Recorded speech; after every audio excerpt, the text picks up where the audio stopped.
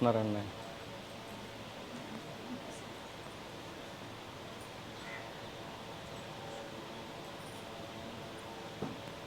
వారు శ్రద్ధగా వస్తున్నారా? లేకపోతే భగవాన్ శ్రద్ధగా తీసుకొస్తున్నారా?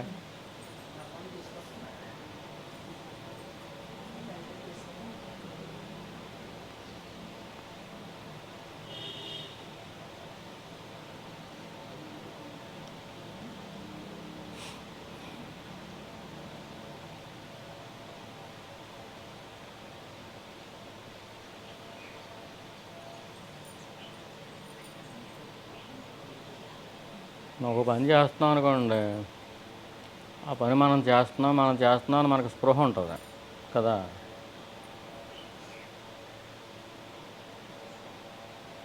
జ్ఞానికైతే ఆ స్పృహ ఉండదు. నేను చేస్తున్నానన్న స్పృహ కూడా ఉండదు.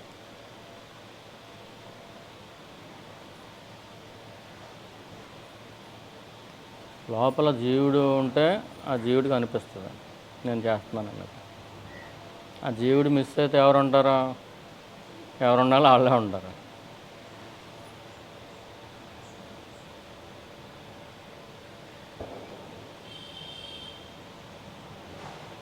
మరి జీవుడు లేకపోతే నేను ఈ పని చేస్తున్నాను తలంపు కూడా ఉండదు.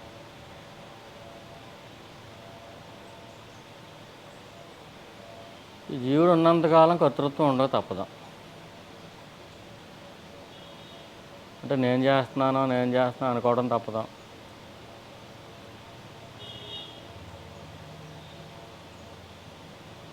కొన్ని పనులేమో ఇష్టంగా చేయటం, కొన్ని పనులు అయిష్టంగా చేయటం.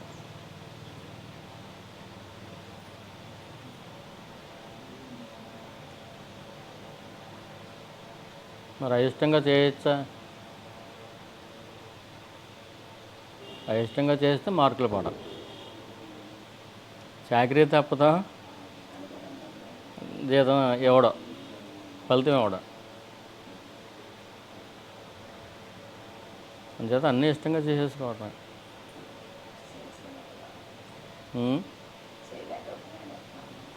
ఇష్టం అది ప్రాక్టీస్ చేసుకుంటేనే కానీ రాదు. కొన్ని మనం తప్పక ఇంక తప్పదు మనకు అనుకుంటాం కదండి. తప్పదు అనుకుని అయిష్టంగా చేస్తాం కదా. దాన్ని ఇష్టం చేసుకోవాలి. ఇది తప్పదు, చేసేది ఎలాగా తప్పదు. అదేదో ఇష్టంగా చేసుకుంటే ఏమవుతుంది, మానసికంగా ఆరోగ్యం బాగుంటుంది. ఫస్ట్ మన మనసుకి ఇష్టం లేని పని చేస్తున్నప్పుడు మనసు పని కష్టం అవటమే కాకుండా మనసు ఏం చేస్తుందంటే వ్యతిరేకించేస్తుంది. వ్యతిరేకించేయటం వల్ల ఏమవుతుంది, ఇష్టం లేని పని చేయటం వల్ల బాడీలో చేంజెస్ వచ్చేస్తాయి,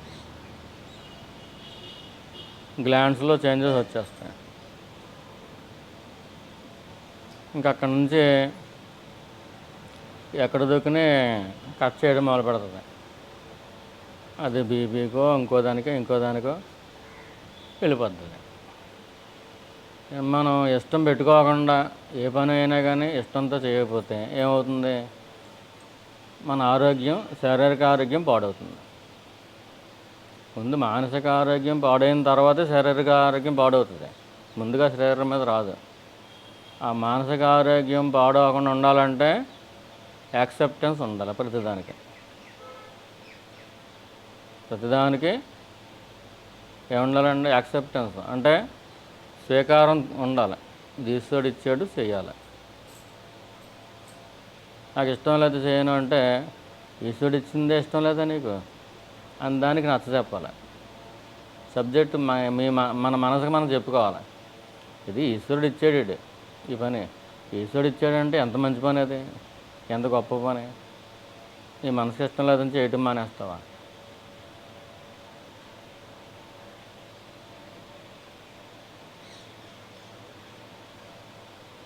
కూతురు చెప్పినట్టు ఉంటుంది, కొడుకు ఎండ.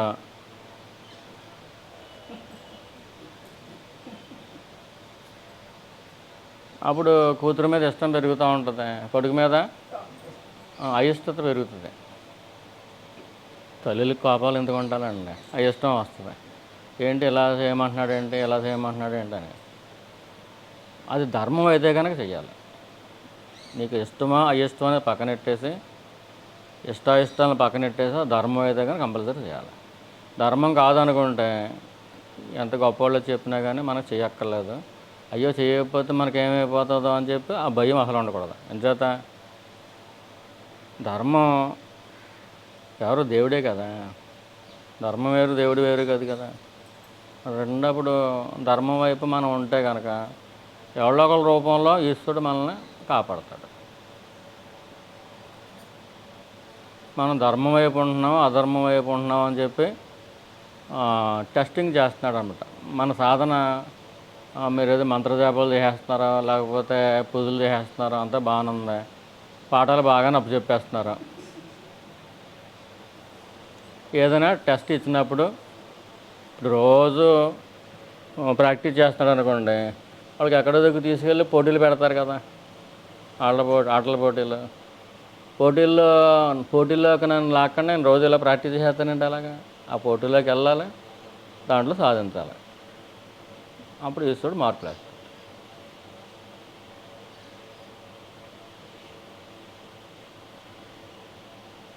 ఎముకలరుగు దాసు అంటే ఇక్కడే వస్తుంది. మరి వాళ్ళు ఒక క్షణం కూడా ఖాళీ ఉండదు.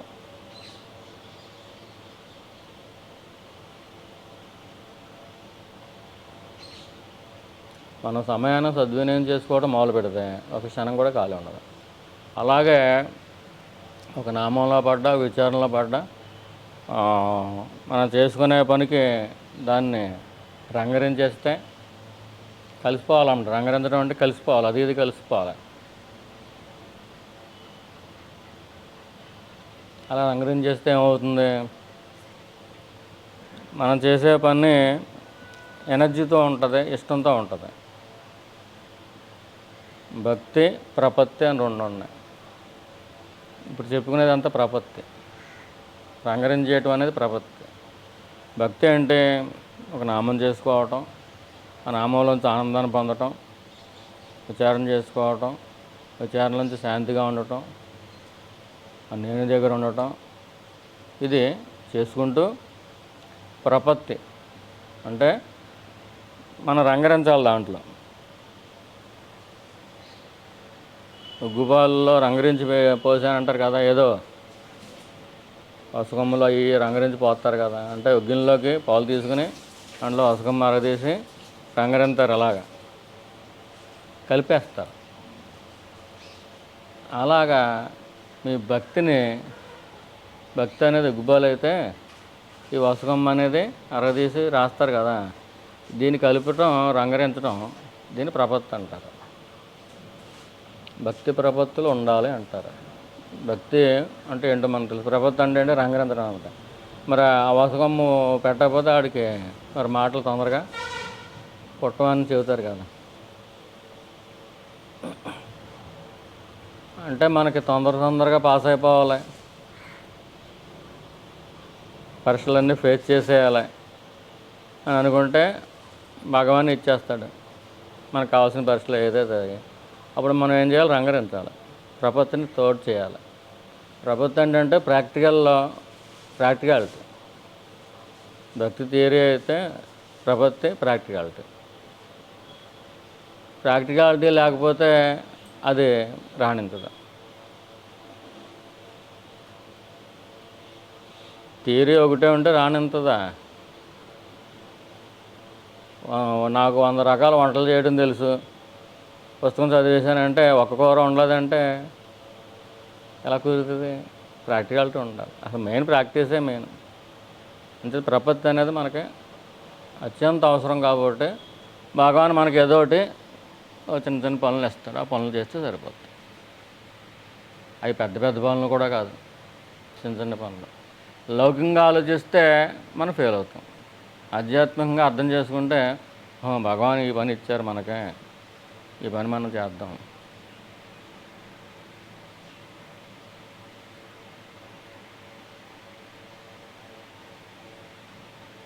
ప్రభు గారికి మంచి పని ఇచ్చారు, మంచి సక్సెస్ఫుల్గా చేశారు.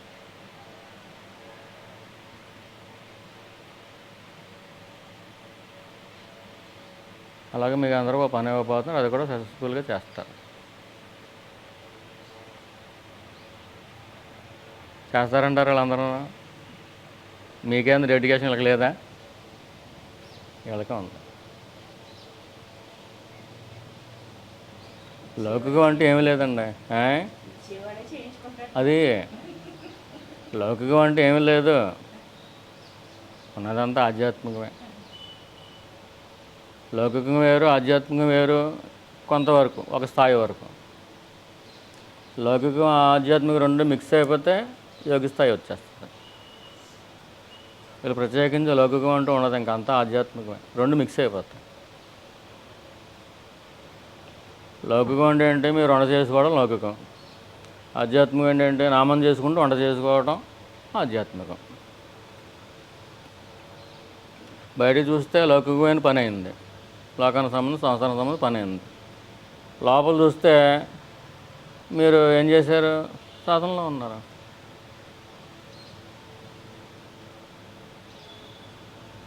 బయట చూస్తే అన్నం ఉడికింది, కూర రెడీ అయింది. లోపల చూస్తే ఏంటి? నామం అయింది. నామంలోంచి ఆనందం పుట్టింది.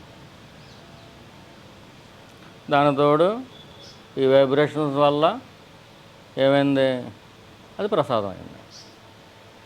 అది ప్రసాదాన్ని ఎవరు తింటే వాళ్ళకి ప్రసాద బుద్ధి వస్తుంది. ప్రసాద బుద్ధి వచ్చిన తర్వాత భగవంతుడు చెప్పిన మాట అర్థమవుతుంది.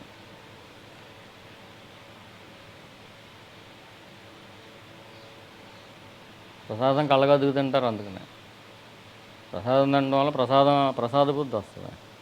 అంటే పూర్తిగా నామాలో ఉండి ఒక వంట చేస్తారు. ఆ వైబ్రేషన్స్కి ఏమవుతుంది? మీ గదే కాకుండా ఆ ఉడుకుతున్న అన్నంలో కూడా వెళ్తుంది ఆ వైబ్రేషన్. అప్పుడు అది ప్రసాదం అవుతుంది. మీరు ఎలాగో కొంచెం తీసి స్వామికి ప్లేట్లో పెడతారనుకోండి, అప్పటికే ప్రసాదం అయిపోయింది. అది మీరు స్వీకరించారనుకోండి, మీ ఇంట్లో ఎంతమంది తింటే కనుక వాళ్ళంతమందికి కూడా శాంతిగా ఉండటం వస్తుంది. లోకంలో ఉండే సహజంగా ఉండే వ్యావరింగు, హెచ్చుతగ్గులు అవి ఏమి ఉండవు. ఒకవేళ మేము చాలా కాలం నుంచి అలాగే పెడుతున్నామంటే వాళ్ళలో ఏ మార్పు రాలేదంటే మీరు పెడుతున్నారు కాబట్టి ఆ మాత్రానే ఉన్నారు. అది ఇంకెలా ఉందరు. మీకు తెలుస్తుంది కదా శాంతి అనేది. మీరు మీ ఇళ్లలో శాంతిగానే సాధన చేసుకుంటున్నారు కదా. మీరు ఎక్కడ శాంతిగా ఉండరు అని చెప్పి మళ్ళీ రోజుకో గంటపాటు కట్టినట్టు కట్టేస్తున్నాడు. ఈ దూడ మళ్ళీ అటు ఇటు వెళ్ళిపోద్దేమో, చిలకల్లోకి వాళ్ళ చిలకల్లోకి వీళ్ళ చిలకల్లోకి వెళ్ళి మేసేస్తుందేమో. నిజంగానే మేసేస్తుంది. ఇది రోజుకొకళ్ళ చిలకల్లోకి వెళ్ళి మేసేస్తుంది. ఏదో విషయం తగులుతుంది, ఇంకక్కడి నుంచి అది ఆలోచించడం మొదలెడతారా? 2 to 3 సద్గోష్ఠి అనేది ఏంటి? కట్టురాడు. ఇంకా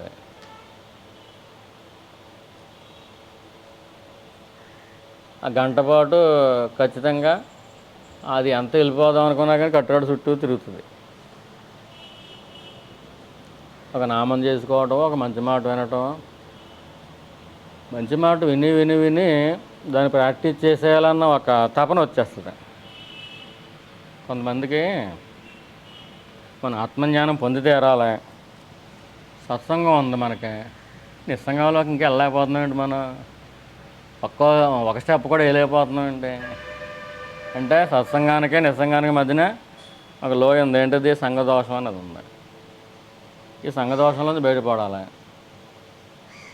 సంఘదోషం అంటే లోకానికి సంబంధించిన ఏ తలంపు మనకు రాకూడదు.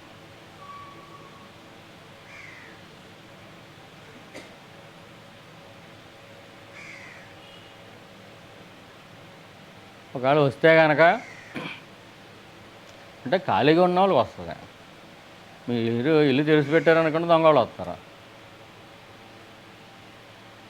మీకు కావాల్సిన వాళ్ళు ఎవరన్నా వచ్చినప్పుడు తలుపు తీసి మీరు తలుపు వేస్తారనుకోండి, దొంగలు రారు కదా. మీకు కావాల్సిన వాళ్ళు ఎవరో ఒక నామం. బాగా తలుపు తెరిచేసి ఉంటే ఎలా కుదురుతుంది? ఏదైనా వేరే తలంపులు వస్తున్నాయి అనుకోండి, ఎందుకు వస్తున్నాయి? భగవాన్ ఒకటే చెప్పేవారు,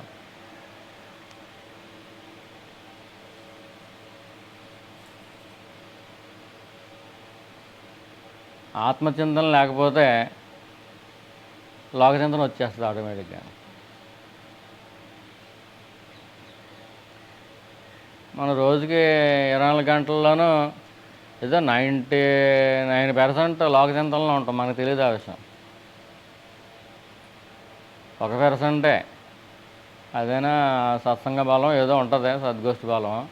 ఆ 1% మనం రోజు గంట పాటు మేము సద్గోష్ఠిలో ఉంటున్నాం అనుకుంటారా? అంటే గంట కాదు ఇచ్చేది. మిమ్మల్ని భగవాన్ బాగా కట్టేసాడు, ఆ కట్టరాడికి ఇంకెటు వెళ్ళటాక లేదు.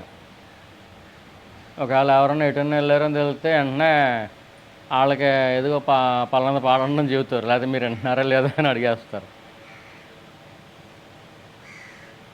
అలా అడగటం కూడా, అలర్ట్ చేయడం కూడా మంచిదే.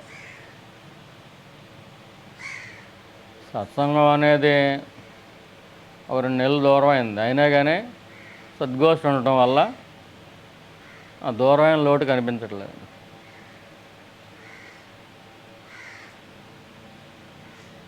ఏ విషయాన్ని అనేది లోక విషయం అనుకోవటం ఎందుకు?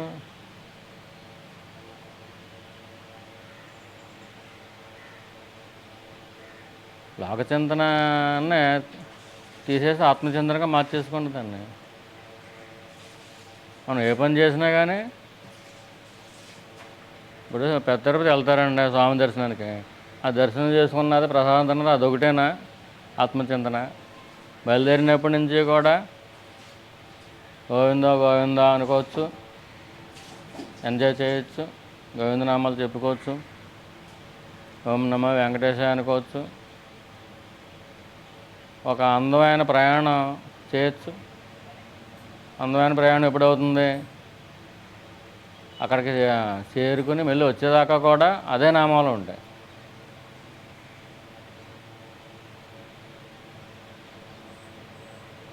కొంతమంది ఏం చేస్తారంటే, సపోజ్ తిరుపతి వెళ్తారనుకోండి, కారులో వెళ్తున్నారు అనుకోండి, అంతే విష్ణు సహస్రం అని, నారాయణ నామాలని, లక్ష్మీదేవి నామాలు అలా చేసుకుంటూ వెళ్ళిపోతారు. పని అయిపోయిన తర్వాత మళ్ళీ మర్చిపోరు, వచ్చేటప్పుడు కూడా చేసుకోవాలి.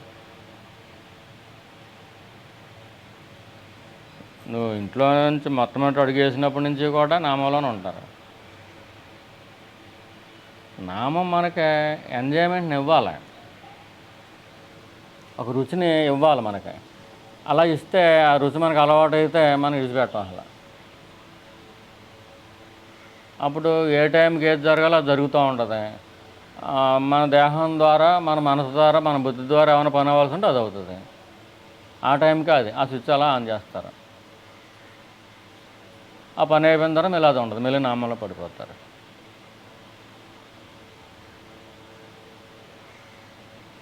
మీరు నామంలో పడిపోయారు అనుకోండి, ఆత్మచింతనలో పడిపోయారు అనుకోండి, బయట ఏం జరుగుతుందో అనేది మీకు పట్టింపడదు. అవి మనం పట్టించుకోకపోతే ఎలాగా?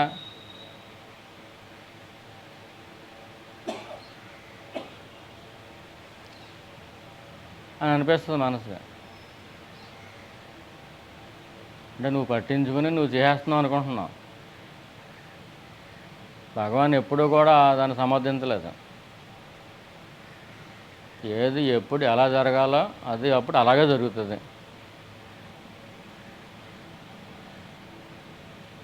నీ ద్వారా జరిగినా, ఇతరుల ద్వారా జరిగినా అది అలాగే జరుగుతుంది.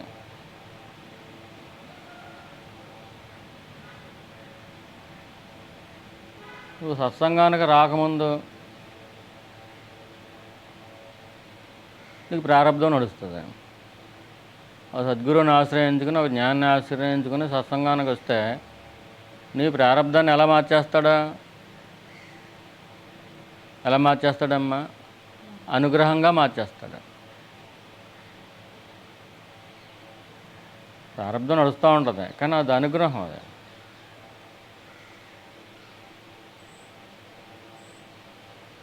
అది మనకు నమ్మకం అనేది పట్టాలి. అలా పట్టిందనుకోండి హ్యాపీగా ఉంటారు, శాంతిగా ఉంటారు. అలాగని చెప్పి నిద్రవరం మీ ద్వారా ఏది జరగాలో జరుగుతూనే ఉంటుంది.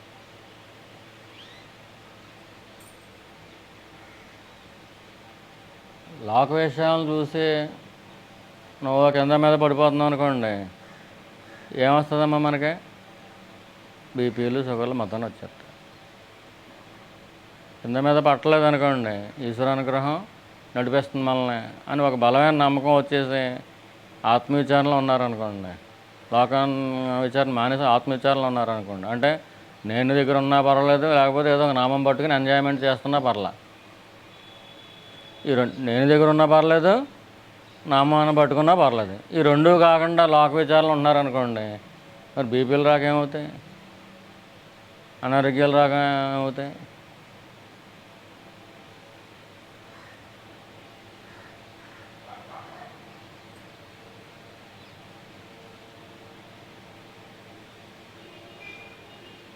అప్పుడు ఆత్మవిచారణలోనే ఉండాలి. ఆత్మవిచారణ మిస్ అయితే, అంటే ఆత్మవిచారణ అంటే నేనెవరో ఒకటే కాదు, దాంట్లో దారి తీసేయన్ని ఆత్మవిచారణలే. నామం చేసుకోవడం, ఒక సంకీర్తన చేసుకోవడం, నేనెవరు అని చేసుకోవడం, లేకపోతే సత్కర్మ చేయటం, ఆ సత్కర్మ మీద పని పెట్టడం. సాధకులకి అన్ని సత్కర్మలే, దుష్కర్మలు చేయరు కాబట్టి వాళ్ళు.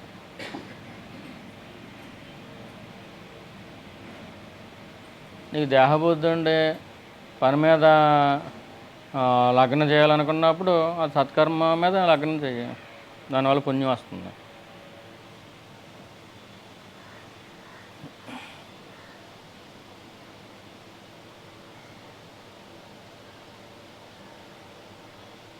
మన సత్సంగానికి రావటం వల్ల ఏం రావాలమ్మా? నిస్సంగం రావాలి. అంటే ఏంటి? సంఘదోషం పోవాలి. మధ్యలో సంఘదోషం పోయితేనే కానీ నిస్సంగత్వం రాదు. నిస్సంగత్వం వచ్చిన వాళ్ళు మనసు ఎలా ఉంటుంది? ప్యూరిఫై అయిపోద్ది, ఏముండదు దాంట్లో, ప్యూర్ గోల్డ్ అయిపోద్ది, ఏ తలంపు ఉండదు. నిస్సంగత్వం దేంట్లో దారితీస్తుంది? నిర్మహత్వంలో దారితీసేస్తుంది. మోహం మొత్తానికి పోతుంది. ముందు సంఘదోషం అనేది, అటాచ్మెంట్ అనేది, సంఘదోషం అది అటాచ్మెంట్ అనేది పోతే అప్పుడు ఏమవుతుంది? అటాచ్మెంటే లేదు కాబట్టి, దాంట్లో కలిపేది, లోకంలోకి కలిపేదే లేదు కాబట్టి ఏమవుతుంది? ప్యూర్గా ఉంటుంది. మోహాలు ఏముండవు ఇంత లోపల. బయట నుంచి వచ్చి పట్టుకుందాం అనుకున్నా కానీ పట్టుకోలేవు, మన లోపల అట్రాక్ట్ చేసేది లేదు కాబట్టి. నిస్సంగత్వం అంటే నీరసంగా ఉండటం కాదు, రుచి కోల్పోవటం కాదు. అందరూ లోక వస్తువులని, లోక విషయాలని, లోక పదార్థాలని ఎంజాయ్ చేస్తూ ఉంటే నువ్వు నామాన్ని, విచారణని, సత్కర్మని ఎంజాయ్ చేస్తూ ఉంటావు. ఈ చేతిలో ఉన్న పనే నీకు సత్కర్మ. లోక వ్యవహారం అంటూ ఏమీ లేదు సాధకులకి. నీ చేతిలో ఏ పని ఉంటే అదే సత్కర్మ. ఈశ్వరుడు నీకు అది ఇచ్చాడు, కలకద్దుకుని చెయ్యి. నేను చేస్తున్నాను అనుకుంటున్నా కాబట్టి చెయ్యి.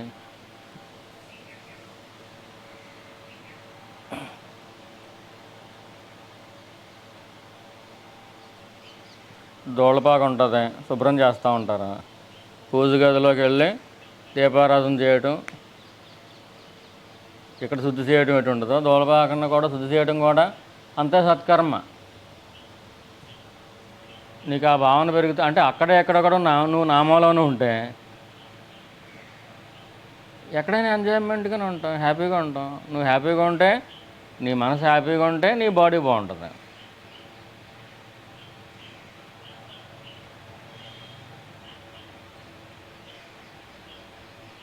ఇది పట్టుకొమ్మ, ఇది సత్సంగం.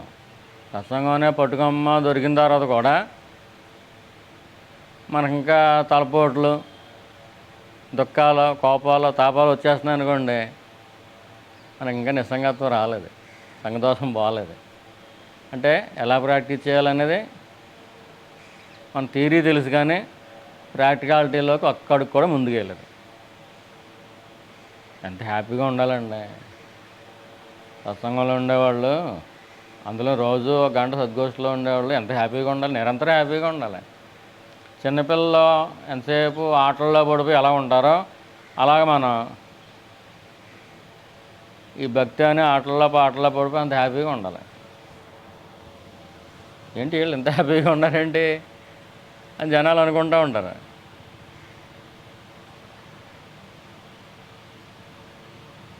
కోతులు అటు ఇటు దూకితే ఎంత హ్యాపీగా ఉంటాయి, అంత హ్యాపీగా ఉండాలి మనం.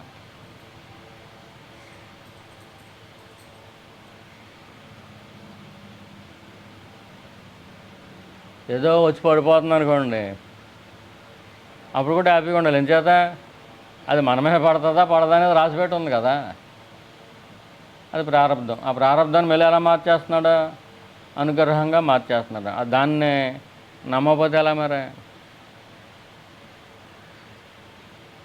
నువ్వు కోరుకున్నది జ్ఞానం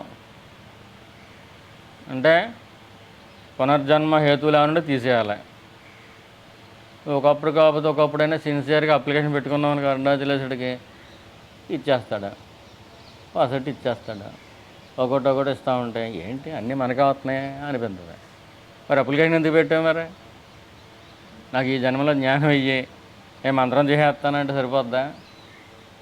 ప్రాక్టికాలిటీ వద్దా?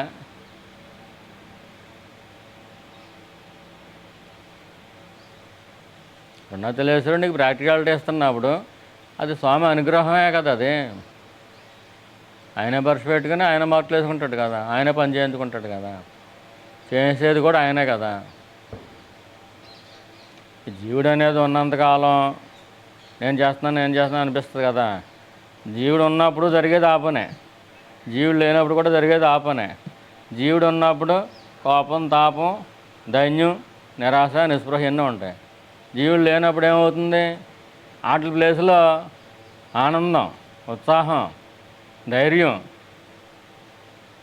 సంటి పిల్లలు ఎలా ఉంటారు అలా ఎప్పుడూ కూడా ఆనందంగానే ఉంటారు.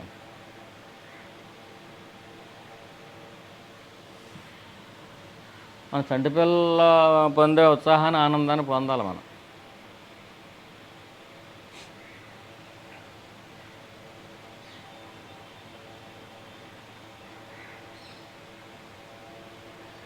చంటి పిల్లల్ని అనుగ్రహించడం కాదు,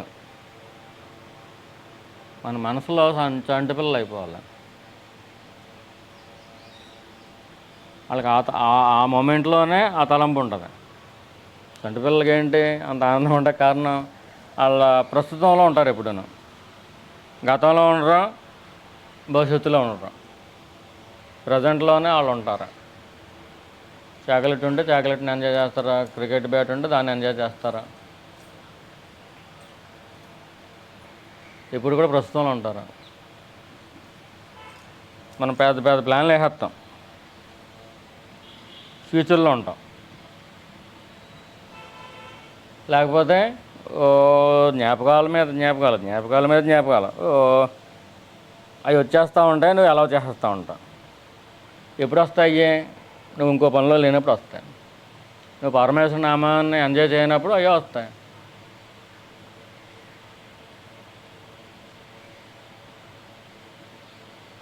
ఆ పెద్ద ఆయన ఎవరు చెప్పినట్టున్నారు ఇంగ్లీష్లో, లేజీ మైండ్ అనేది డెవిల్స్ ఫ్యాక్టరీ అంట. మన మైండ్లో మన ఆత్మవిచారం చేయకపోతే కనుక, లేదా భగవంతుడు నామాన్ని స్మరించకపోతే కనుక అది దెయ్యాల కొంప అయిపోద్దంట. మన మనసు దేని మీద రిఫ్లెక్ట్ అవుతుంది? మన మీద. మెదడులో మనసులో పుడతాయి. మనసులో పుట్టింది మనసు అనేది సైన్స్కి కనిపించదు కాబట్టి మెదడుకి అప్లై చేసినప్పుడు ఆ మెదడులో వచ్చినప్పుడు మనకు తెలుస్తుంది. ఫస్ట్ దెయ్యాలు అవి దెయ్యాలని తెలియట్లేదు మనకి. తలంపులే ఏకతలంపులే. అదేంటి ఇదేంటి అది ఎలాగో అవుతుంది, ఇది ఎలాగో అవుతుంది, నీ బంధం అవుతుంది. నువ్వు ఎన్ని అనుకున్నా కానీ జరగవలసింది జరుగుతుంది. ఎందుకయింది? నేను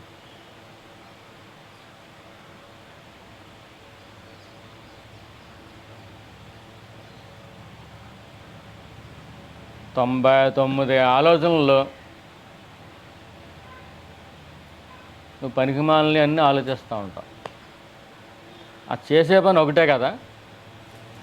ఒక గంట పోయిన తర్వాత ఏం చేయాలనేది ఆలోచనలు వస్తున్నాయనుకోండి, 99 ఆలోచనలు వస్తున్నాయనుకోండి, దాంట్లో ఒక ఆలోచన నువ్వు చేయబోయేది ఉంటుంది.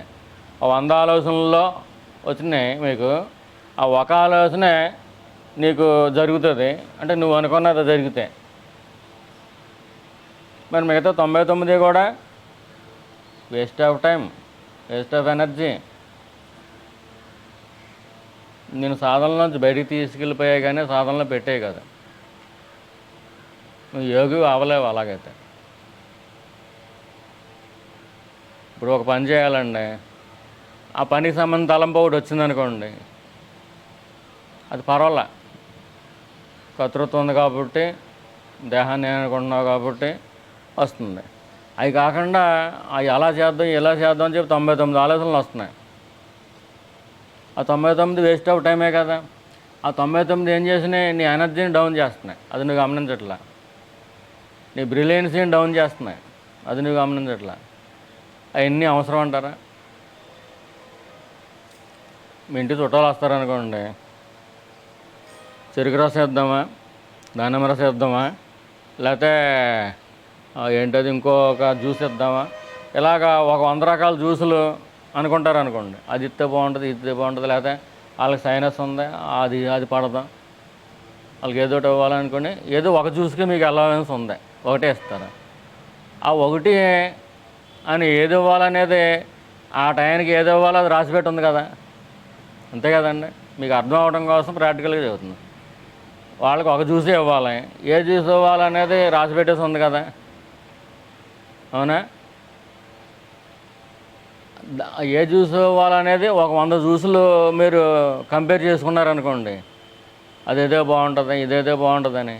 మిగతా 99 తలంపులు ఎంత టైం వేస్ట్ మీకు. ఆ 99 తలంపులు భగవన్నామం చేసుకోవచ్చు కదా. ఆ 99 తలంపుల టైంలో నేను దగ్గర ఉండొచ్చు కదా. ఆ 99 తలంపుల టైంలో నువ్వేదో ఒక మంచి పని, నీకో సమాజానికి ఉపయోగపడేది ఏదో చేయొచ్చు కదా. అంటే 99% టైంని మనం వేస్ట్ చేస్తున్నాం. ఆ 1% తలంపు ఏదైతే ఉంటే మీరు దానం చూసి ఇవ్వాలనుకోండి, అదే చేసేస్తారు. మీకు కర్తృత్వం లేదనుకోండి, అప్పుడు ఎలా ఉండో చెప్పమంటారా? అసలు ఈ దానిమ్మ జ్యూస్ ఇవ్వాలని కూడా తెలియదు. ఆ ఎదురుకుండా దానిమ్మకాయలు ఉంటాయి, అలా వచ్చిన టైంకి తీసి ఇచ్చేస్తారు. నేను దానిమ్మ జ్యూస్ ఇస్తున్నాను వీళ్ళకే అని ఆ తలంపు కూడా ఉండదు, ఈ కర్తృత్వం లేని పక్షం. కర్తృత్వం ఎప్పుడు పోద్ది? కర్త ఉన్నంత వరకు కర్తృత్వం పోదు. నేను ఈ జీవుడిని అనుకున్నంత కాలం కర్తృత్వం పోదు అని పోగొట్టుకోవాలి. పరమేశ్వరుడు నామం చెప్పక మీరు పరమేశ్వరుడు అయిపోతారు కదా. అందుకు నామం చెప్పుకోవాలి. మనం స్నానం చేసి ఏదో గొప్ప పని చేసాం అనుకో, కానీ నామం చేసి చాలా గొప్ప పని చేసాం అనుకుంటాం.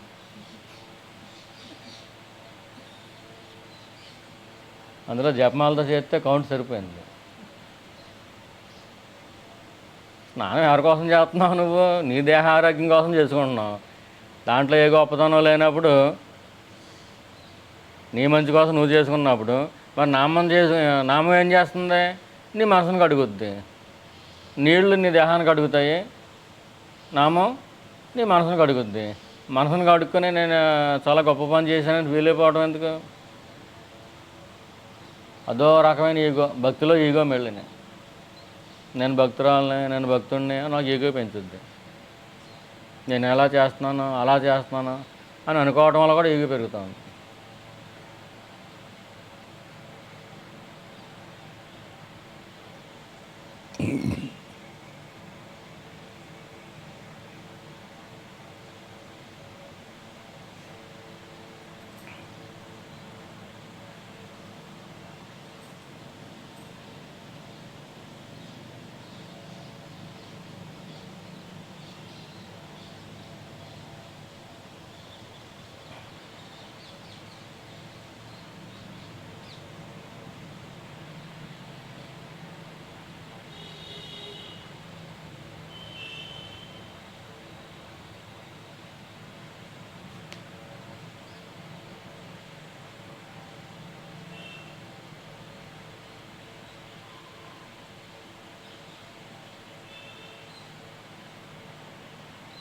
నిన్ను చూసుకోవడం ఒక ఇష్టంగా మారిపోయిందనుకో, బయటికి చూడబుద్దే కాదు, నేను నువ్వే చూసుకుంటావు.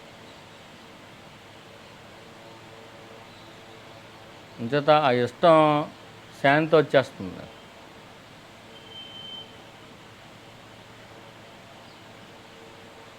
నేను నువ్వు చూసుకోవడం కష్టంగా ఉందనుకో, తాను చూసుకునేవాడు అంటే ఇష్టం వస్తుంది. ఇప్పుడు ఆయన చూసినా నిన్ను చూసుకోవడం వచ్చేస్తుంది కొంతకాలానికి.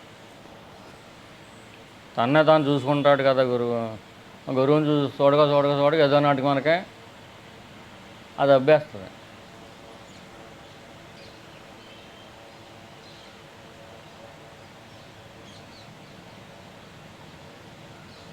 తను తానే చూసుకునేవాడికి ఇంక లోకం ఎక్కడ ఉంది? లోకం అనేది ఒక తలంపు అంతే. తలంపు ఎప్పుడైనా నిజమా? నిజం కాని దాని గురించి ఆలోచన ఎందుకు వస్తుంది? కొన్ని ఇది నిజమైతే తలంపులు కొంతమందికి ఆగం. ఇంచేత ఇది నిజం అనుకుంటున్నారు కాబట్టి. విచారణ మార్గంలో ఉన్న బెనిఫిట్ ఏంటి?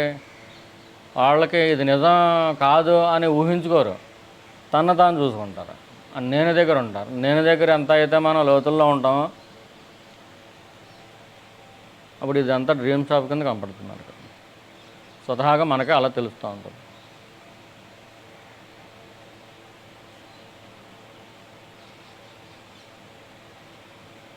కృష్ణుడు పాలు పితుకున్నప్పుడు తానుగానే ఉండేవాడు, యుద్ధరంగంలోకి వెళ్ళినప్పుడు కూడా తానుగానే ఉండేవాడు.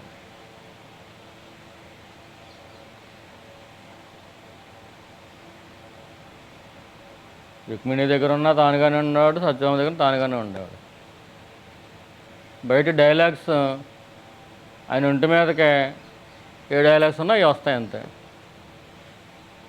అది ప్రారంధం అంటే ప్రారంధం కదా, అనుగ్రహం. అది జీవుడి ప్రారంధం ఉంటుంది, దేవుడి ప్రారంధం ఏమి ఉండదు.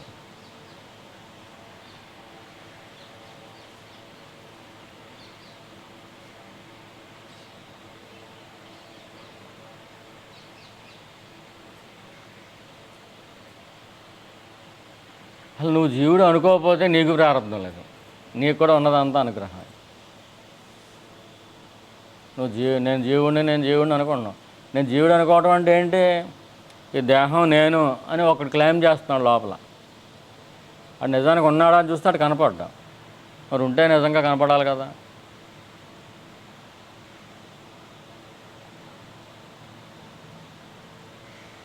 ఈ దేహం నేను అనేవాళ్ళు ఒకళ్ళు ఉంటే కనుక వాళ్ళు కనపడాలి కదా, కనీసం తెలియాలి కదా. ఈ దేహం నాదే అని చెప్పేవాళ్ళు ఉండాలి కదా ఒకళ్ళు. వాళ్ళు మనకి ఏమైనా కనపడుతున్నా వాళ్ళు దొరుకుతున్నారా?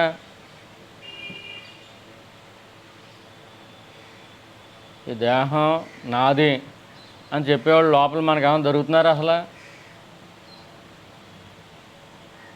నిజానికి వాడు ఉంటే దొరకకుండా ఉండడు, లేడు. కానీ ఉన్నాను అనుకుంటున్నారు. వాడు ఉన్నాడు. ఈ దేహం నేను అని అనుకునేవాడు, ఈ దేహం నాది అని క్లెయిమ్ చేసేవాడు ఒకళ్ళు ఉన్నారు లోపల అని మనం అనుకుంటున్నాం.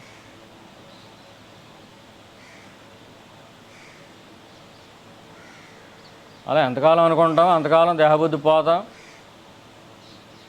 దేహం నేను అనుకోవడం తప్పదాం, బాధలు తప్పదాం.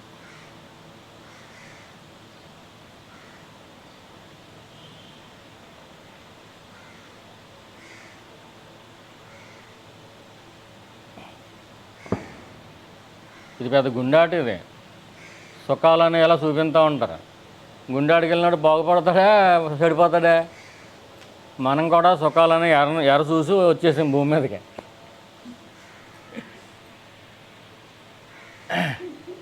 నాకు పలానా వాళ్ళతో పెళ్ళి అయిపోతే సుఖపడిపోతాను, నాకు పలానా ఉద్యోగం వచ్చేస్తే సుఖపడిపోతాను, నాకు ఇంత మేడ ఉంటే సుఖపడిపోతాను, ఇంత బంగారం ఉంటే సుఖపడిపోతాను అని మనం అనుకోండి. అంతా ఇస్తాడు. అంత డ్రీమ్ తప్పే కదా. ఆడి సొమ్మం పైన ఇచ్చేస్తాడు. అంత స్వప్న తుల్యమే కదా అడిగి, పరమేశ్వరుడికి ఇచ్చేస్తాడు. గుండాడికి వెళ్ళి బాగుపడినోడు ఎవడో ఎలాగైతే ఉండడో అలాగే లోకంలో సుఖాలు ఉన్నాయనుకుని మనం మెల్లి పుట్టేస్తున్నాం కదా, అలా బాగుపడినోడు ఎవడో లేడు.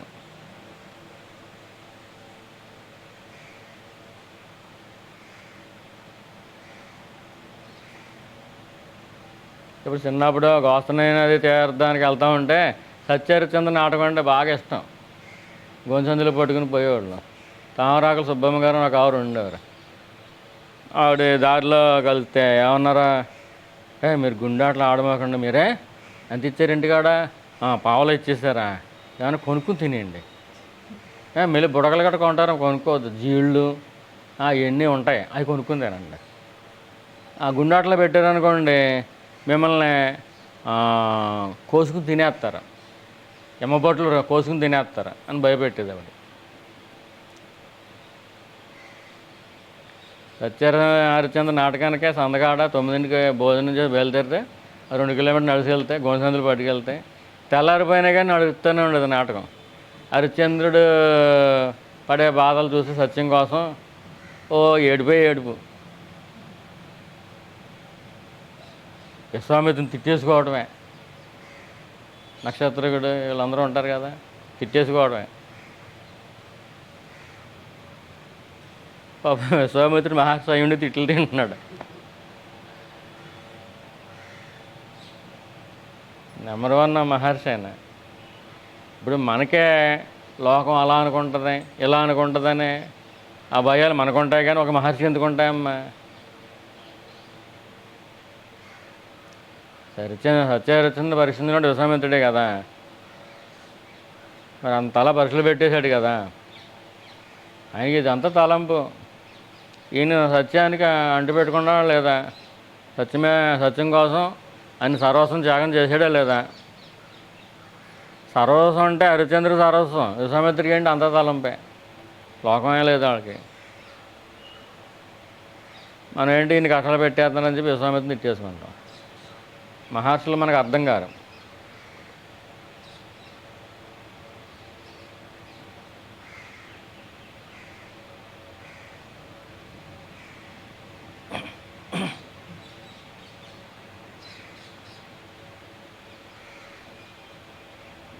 మహర్షులకి లోకం తలంపు ఉండదు, లోకంలో ఎవరేమనుకున్నా కానీ పట్టింపు ఉండదు.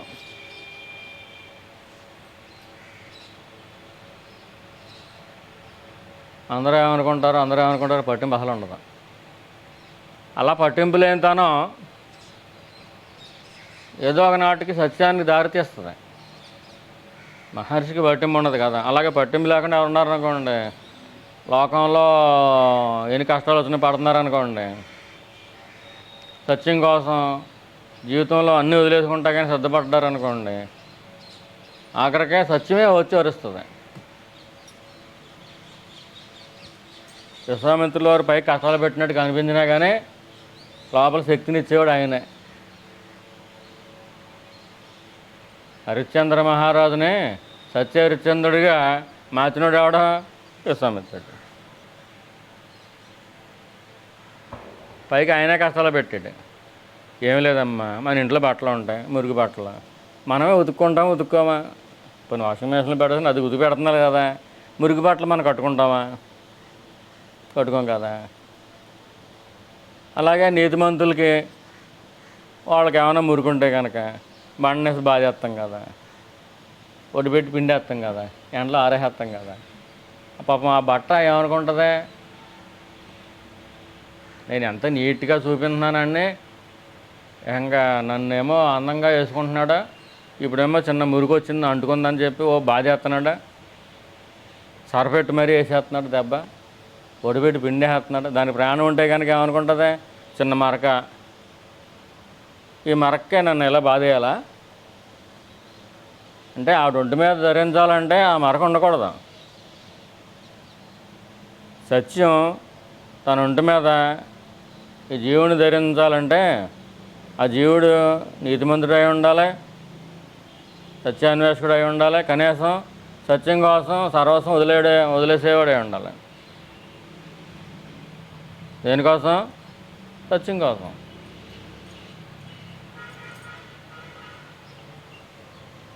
భార్యను పోగొట్టుకున్నాడు, కొడుకు అందరినీ పోగొట్టేసుకున్నాడు కదా.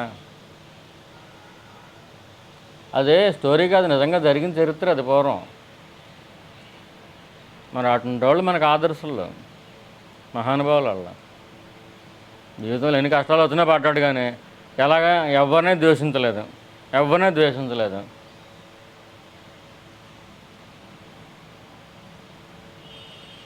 అని ఏమనేవాడు అంటే, లోకంలో ఉన్న కష్టాలన్నీ నా మీదే పడిపోతున్నాయేంటి అని అనుకుని, అయ్యో పాపం ఇంకొకరి మీద పడితే వాళ్ళు బాధపడతారు, వద్దులే నా మీదకి ఇచ్చే అని ఈశ్వరుని అడిగేవాడు.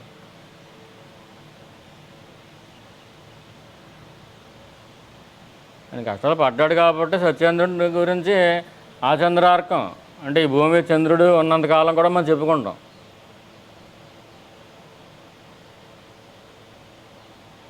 సత్యం కోసం జీవితాన్ని పణంగా పెట్టేశాడు. అలాగని చెప్పి ఎవరిని తిట్టాడా? తిట్టలేదు. తన రాత అలా ఉందనుకున్నాడు. విశ్వామిత్రుడినైనా తిట్టాడే పని? తిట్టలేదు.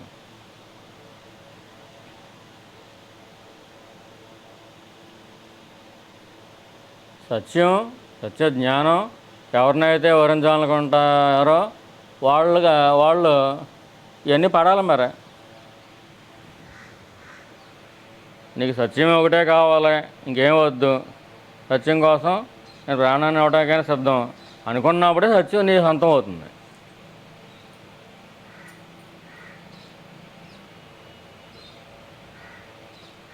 నాకు సత్యము కావాలి, ఈ లోకము కావాలంటే దాని కుర్చీ ఏమన్నా 2 చేతులను కుర్చీ ఏంటిది? సత్యం అనేది ఒకటే. నాకు సత్యము కావాలి, జ్ఞానము కావాలి, లోకము కూడా కావాలంటే ఎలా కుదురుతుంది?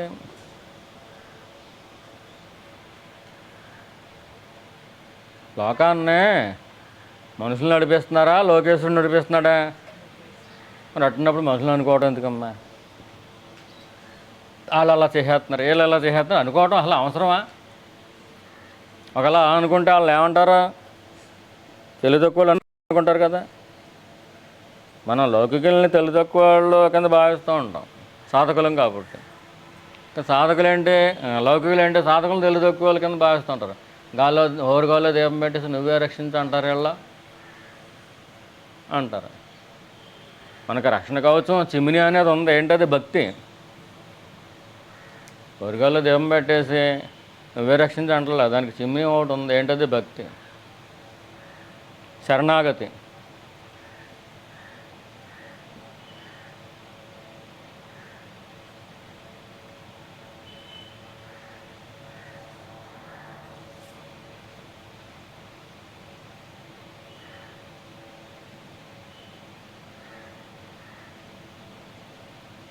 లోకంలో మనం మనుషుల్ని, వాళ్ళ గుణగణాలని, వాళ్ళ పనుల్ని చూడటం మానట్లేదు. లోకంలో దాకా ఎందుకు, ఇంట్లో వాళ్ళనే వీళ్ళు అలా చేస్తున్నారు, వాళ్ళు ఎలా చేస్తున్నారు, ఎలా ఉంటే బాగుండు, అలా ఉంటే బాగుండు, ఇది మానట్లేదు మనం. మనం అలా అనుకుంటూ ఉంటారా ఏంటి? వాళ్ళు ఎలా ఉండటానికి ఈ భూమి మీద పుట్టారో అలాగే ఉంటారు. అలాగే మనం కూడా ఎలా ఉండటానికి భూమి మీద పుట్టాం అలాగే ఉంటాం. వచ్చి సత్సంగం అనే దాంట్లో జాయిన్ అయ్యాం కాబట్టి మనకే ఆ విషయనిష్ట పోయి ఆత్మనిష్టలోకి కుదురుకుంటూ ఉంటాం. సత్సంగత్వం వల్ల మనకేం రావాలి? నిస్సంగత్వం రావాలి, సంఘదోషం పోవాలి. మనకు సంఘదోషం పోయిందా లేదా అంటే లోక వ్యవహారాలు ఆ తలంపులు కట్టనే లేదా?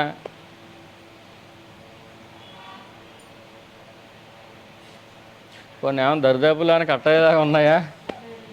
రాబోయే 5 ఏళ్ళు 10 ఏళ్ళలో కొన్ని ఏమన్నా కట్టయ్యేలా కనబడుతున్నాయా?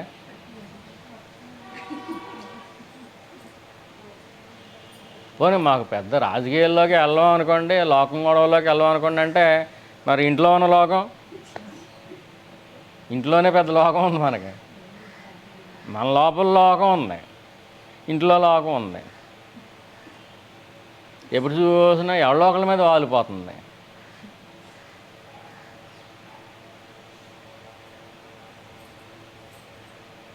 నీ లోపల ఉన్న పరమేశ్వరుడి మీద వాలు అంటే వాళ్ళ మీద వాళ్తాను వీళ్ళ మీద వాళ్తాను అంటుంది. ఇంట్లో వాళ్ళ మీద వాలిపోతుంది. మరి మన మనసు ఇంట్లో వాళ్ళ మీద వాలినంతకాలం మన లోపల ఉన్న ఈశ్వరుడి మీదకి ఎలా వాళ్తుంది?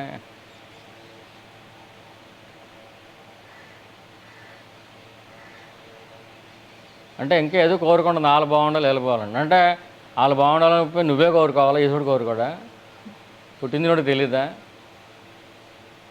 పుట్టించి నేను సత్సంగాలను సద్గోష్ఠిలో పెట్టి నీ ప్రారంధాన్ని వాళ్ళ ప్రారంధాలను అన్ని ప్రారంధాలనే కూడా ఒక అనుగ్రహ స్వరూపాలుగా మార్చేసిన ఈశ్వరుడి మీద నీ మనసు ఉండలా. మన లోకంలో ఎదుర్కొనేదంతా అనుగ్రహమే కానీ కష్టాలు కాదు, దుఃఖాలు కాదు, అసలు ఏమీ కాదు, అంతా అనుగ్రహమే. భగవాన్ మన కోసం అనుగ్రహాన్ని రోడ్డు వేసుకుంటూ వెళ్ళిపోతున్నాడు. ఇంత కంకర బెడ్ కానీ ఇంత చిన్న ముళ్ళు కానీ లేకుండా తుడిసిపడేస్తున్నాడు.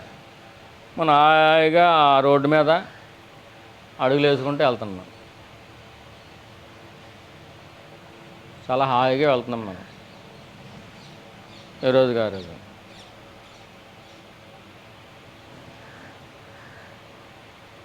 ఒక అనారోగ్యం కూడా ఉండదు. ఏమైనా ఉంటే దేహపరంగా వయసుపరంగా వచ్చామని చిన్న చిన్నవి ఉంటే కనుక వాటికి బిళ్ళ చేసుకున్నాం. ఏం తక్కువ మనకే? మిషన్ బాగానే పని చేస్తుంది.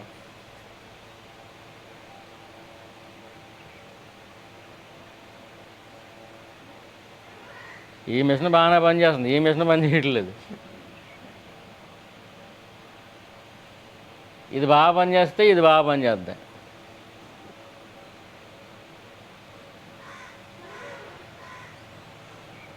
మనం హృదయంలో ఉండటం నేర్చుకున్నా, లేకపోతే హృదయంలో ఉండే పరమేశ్వరుని నిరంతరం జపిస్తున్నా, సంకీర్తన చేస్తున్నా, ఆయన దృష్టిలో ఉన్నా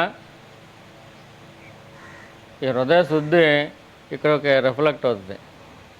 బ్రెయిన్ కామ్ డౌన్ అయిపోద్ది. అసలు ప్యూర్ కామ్గా ఉంటుంది. అంతమందిలో ఉన్న ఏకాంతంగా ఉంటుంది. ఏకాంతం అంటే ఏంటి? ఏక అంతము. ఒకే అంతం ఏంటి? పరమేశ్వరుడు.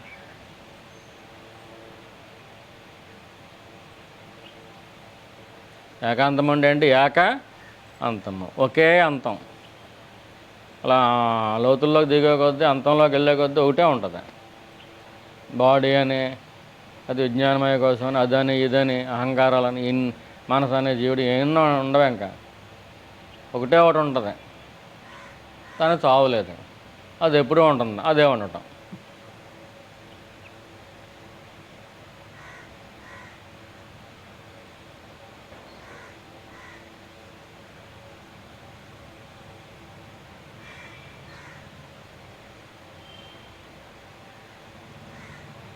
నిన్ను చూసుకోవడం వస్తే అలా చూసుకుంటా కూర్చో, లేదంటే నిరంతరం నామాన్ని ఎంజాయ్ చెయ్యి. భయ్ ఎంతకాలం ఎంజాయ్ చేస్తామంటే కనీసం ఒక టీవీ లేదు, అది లేదు, ఇది లేదు అనిపిస్తుంది అనుకోండి.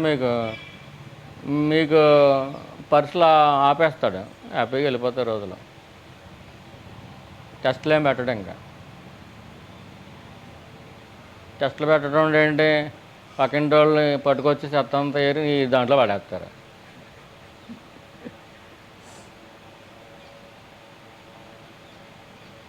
నువ్వేం చేస్తావు? వాళ్ళతో పోటలు పెట్టుకోకుండా నీ దాంట్లో పడేసిన చేతనే ఆ చెత్తగుండకి వెళ్ళి పడేస్తా. మీ ఇంట్లో వాళ్ళు ఏమంటారా? ఆ మాత్రం పౌరుషం లేదంటే శతకనాలు అనుకుంటారా? అలా అనుకుంటే ఎలాగా? నువ్వు దెబ్బలాడు అంటారా? నేను దెబ్బలాడను, రణం వద్దు, శరణం కావాలి నాకు అని మీరు చెబుతారు. నాకు రణం వద్దు, శరణం కావాలి, పరమేశ్వరుడే శరణం. మీరు వాళ్ళు వేరు మీరు వేరు అనుకుంటున్నారు కదా. కొంతకాలానికే అలవాటైపోద్ది. ఇంకా ఏలేదంటమ్మా ఇవాళ చేస్తా ఇచ్చేయమ్మ, నేను పట్టుకెళ్ళిపోయి అక్కడ వేస్తాను. వాళ్ళు కూడా కూతుళ్ళు అయిపోతారు, కొడుకులు అయిపోతారు. అంటే నీ పరిధి ఒక ఇంటికి కాకుండా నీ ప్రేమ రెండో ఇంటికి కూడా విస్తరింపజేసాడు. వాళ్ళ మీద నీకు ప్రేమ పెట్టుకుంటే నీ ఇంట్లో చెత్తతో పాటు ఇంకొంచెం చెత్త పాడేస్తున్నావు. ఈ ఇల్లు నీదే, ఆ ఇల్లు నీదే అయింది. అప్పుడు వాళ్ళు ద్వేషించకుండా ఉండాలి. ఇది లోక వ్యవహారంగా ఆలోచించినప్పుడు చాలా తప్పది.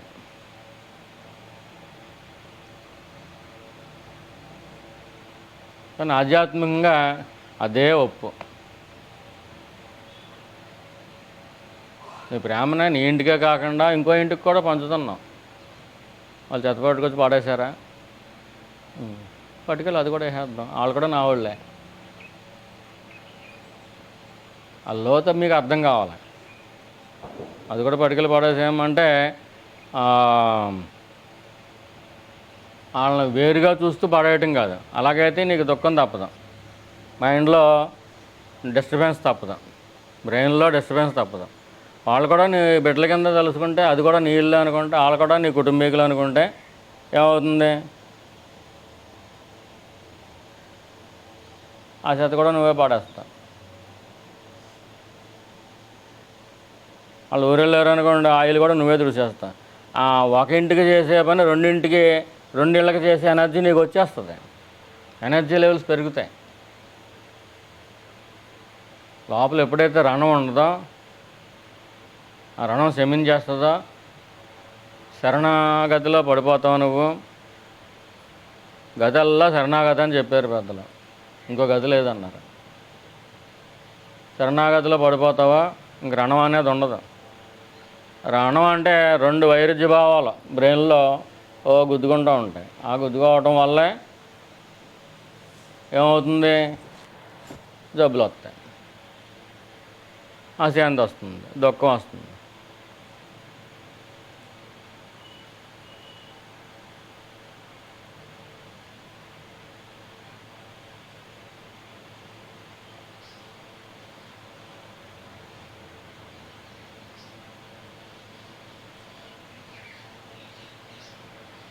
ఒకరు డ్యూటీ మీరు చేస్తున్నారనుకోండి, మీరు చేయడం కోసం వాళ్ళు పంపించారా, లేదా వాళ్ళు వెళ్ళారు కాబట్టి మీరు చేస్తున్నారా? ఏమో చెప్పలేం కదా. జరిగింది ఏంటి? మనకు ఒక అవకాశం ఈశ్వరుడు ఇచ్చాడు.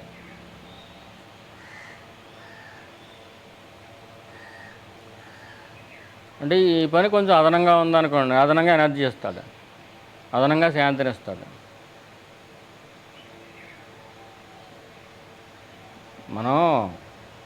మన పరిధి పెరిగే కొద్దీ మనకి ఎనర్జీ పెరుగుద్ది.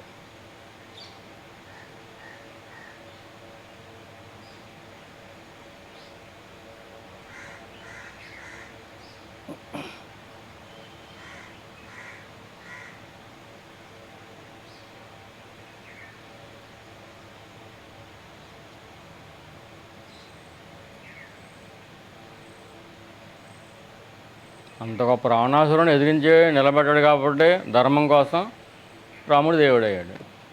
దేవుడిగా పూజిస్తున్నాయి ఈనాటికి. రాముడి వెనకాల ఎవరున్నారా? ధర్మం ఉందంతే. ఇప్పుడు వాలి, సుగ్రీవుడు ఇద్దరు అన్నదమ్ములు. ఎవరు బలవంతులు? రావణాసురుణ్ణి కూడా 30 తిప్పలు పెట్టేసాడు. ఎవరో వాలి బలవంతుడు.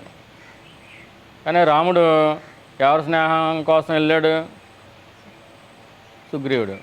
అంటే వాళ్ళ దగ్గర అధర్మం ఉంది, సుగ్రీవుడి దగ్గర ధర్మం ఉంది. కానీ సుగ్రీవుడికి బలం లేదు. బలం లేకపోయినా కానీ ఎవరైతే ధర్మంగా ఉన్నారో వాళ్ళని ఆశ్రయించాడు. ఆయన నేర్పింది అది. బలం ఉన్నా కానీ అధర్మంగా ఉన్న వాళ్ళ వైపు అసలు ఆశ్రయం కోసం వెళ్ళలేదు అసలు. అలాగని చెప్పి ఓడిపోయాడు ఆయన.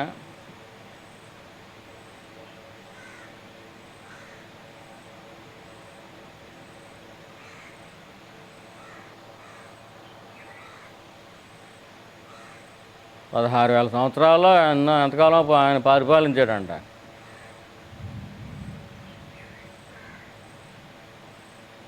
రామరావణ యుద్ధం చాలా ఘోరంగా జరిగిందని చెబుతారు. ఆ యుద్ధమైన శాశ్వతం ఏంటి? తర్వాత 16,000 సంవత్సరాలు సుఖపడ్డాడు ఆయన. ప్రజలందరూ సుఖపడ్డారు. కొంతకాలం అని హోరాహోరీగా యుద్ధం చేసేకి తప్పలేదు. మరి మంచివాళ్ళు ఎప్పుడూ కూడా యుద్ధానికి వెళ్ళరు, సరిపెట్టుకుంటూ చూస్తారు. మీ ఇంట్లో మీరు కూర్చొని జపం చేసుకున్నారనుకోండి, రావే బయటికి రావే, నువ్వు తలుపు తీవే, ఆ నంగనాథలాగా లోపల కూర్చుంటున్నావు నువ్వు చేసిందంతా చేసేసి అని చెప్పి తలుపు పగలగొట్టేస్తున్నారు అనుకోండి, ఏం చేస్తారా మీరు? తప్పదు బయటికి వెళ్ళక. కనీసం వాళ్ళ చెయ్యి ఎత్తితే కాపాడుకోవడం కోసం మీరు చెయ్యి అడ్డమైనా పెట్టుకోవాలి కదా, అది తప్పేం కాదు కదా. అంత ఈశ్వరుడికి వదిలేసాను అని చెప్పి దెబ్బలు పడతారా? అలా పడితే అది మళ్ళీ ఇంకో రకమైన సాధన. మీ లోపల పరమేశ్వర నామం జరుగుతూ ఉంటే ఆ రకమైన సాధన వచ్చేస్తుంది. వాళ్ళు కొట్టినా కానీ వాళ్ళని ద్వేషించకూడదు. మరి ఆ స్థాయిలో ఉంటే కనుక మిమ్మల్ని ఎలా పొడిచేద్దామని ఎలా వచ్చేస్తున్నారు అనుకోండి, దగ్గర దాకా వచ్చారనుకోండి, మిమ్మల్ని అలా చూస్తే పొడవబుద్ధి కాదు, వాళ్ళకి వెళ్ళిపోతారు.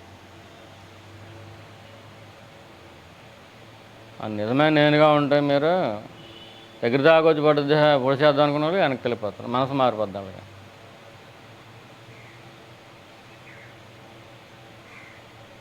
ఇంకా సంపూర్ణ శరణాగతి, ఇంకా సర్వస్వ శరణాగతి అంటారు దాన్ని. ఆ స్థాయిలోకి మనం వెళ్ళకపోయినా కానీ కనీసం ఏ స్థాయిలో ఉన్నాం ఆ స్థాయిలోనే మనం సాధన చేయాలి కదా.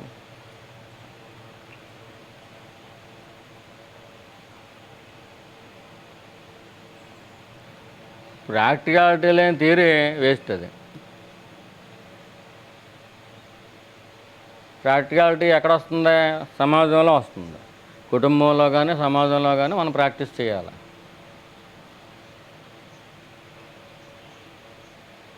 మనల్ని ఎవడొకటి తిడతాక ఉండాలి కదా, ఆవిడ మీద మనకు ద్వేషం లేకుండా ఉండాలి కదా.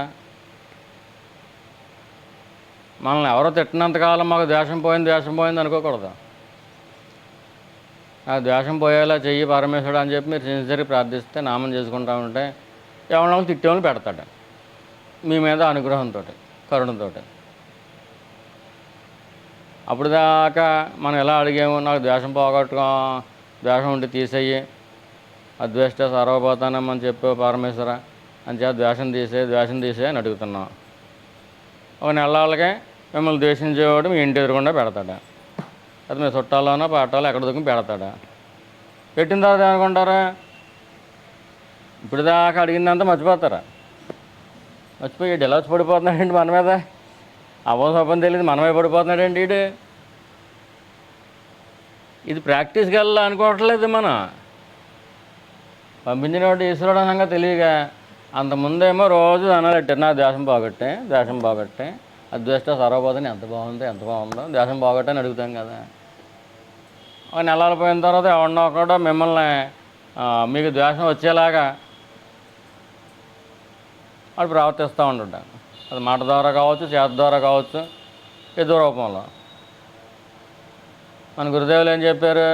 ద్వేష కారణం ఉన్నప్పటికీ ఒకటి యాడ్ చేశారు ట్యాగ్లైన్. ఏంటది? ద్వేష కారణం ఉన్నప్పటికీ, అంటే నీదే రైట్ అయినప్పటికీ వాళ్ళు ద్వేషించొద్దు.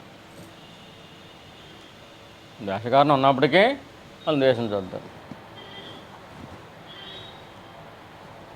రావణాసురుడు సీతమ్మవారిని తీసుకెళ్ళిపోయాడు. రాముల వారికి రావణాసురుడి మీద ద్వేషం ఏం లేదు. అలాగని చెప్పి యుద్ధం చేయడం మానేసాడా? ఈయన ధర్మం ఏంటి? ధర్మాన్ని పాటించాడు కదా. ద్వేషం లేకుండా కూడా యుద్ధం చేసినాడు ఆయన. అణువంత కూడా ద్వేషం లేకుండా యుద్ధం చేయగలిగాడు.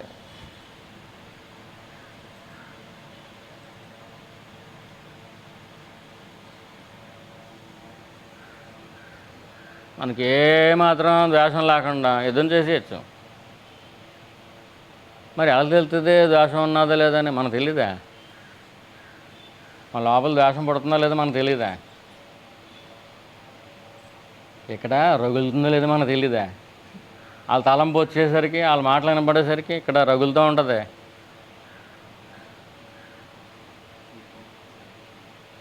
నిప్పు అంటించేలా పొయ్యి ఇదివరకు ఊదేవారు కదా, ఇప్పుడంటే స్టవ్లు వచ్చేసి ఊదేవారు కదా. అది రగులుకుంటుంది కదా, ముందు పొగ వస్తుంది, తర్వాత రగులుకుంటుంది కదా. అలా పొగ వచ్చే స్టేజ్ ఒకటి, రగులుకున్న స్టేజ్ ఒకటి. మన లోపల తెలియకుండానే ఉందా? ఇంకా ఆ స్టేజ్లోనే ఉన్నాం పరమేశ్వర, ఇంకా నామం బాగా పెరగాల. వాళ్ళని ద్వేషించిన స్థాయికి నువ్వు నన్ను తీసుకెళ్ళిపోవాలి. నా మనసు కడుక్కుంటున్నాను కానీ ఉతికి కడుక్కోవట్లేదు. ఇప్పుడు చంటి పిల్లలు అంటే తెలియకేదో ఈ పక్కన నీళ్ళు వేసేసుకుని అమ్మ తాను చేసాను అంటారు. మీరు అనరు కదా. ఒక ఇంచైనా వదులుతారా, శుభ్రంగా తోమేస్తారు. తోమటం వల్ల ఎంత శ్రద్ధగా తోముతారో అందరికీ మెరిసిపోతా కనిపించేయాలి దేహబుద్ధి. సరే మనసునే ఒక్క ఇంచు కూడా వదలకుండా తోమేస్తారు కదా, మరి మనసునే అంటే నామం ఈ పూస సరిగ్గా కుదరలేదు కదా, మళ్ళీ ఇంకోసారి చేద్దాం, లేకపోతే దీనికి బదులుగా ఒక 3 సార్లు చేద్దాం అని అనుకున్నారు ఎప్పుడైనా? అలా అనుకుంటే మంచిదే, కానీ టైం పెరుగుతుందా, దానికి అలవాటు అయిపోద్ది. అలవాటు అవ్వకుండా ప్రతి నామాన్ని కూడా ప్రతి మంత్రాన్ని కూడా అక్కడ నిష్టగా హృదయం మీద నిష్ట పెట్టి, అది మీరు ఏదైతే ధ్యానం వస్తూ ఉంటుందో ఆ రూపం మీద నిష్ట పెట్టి చేయాలి.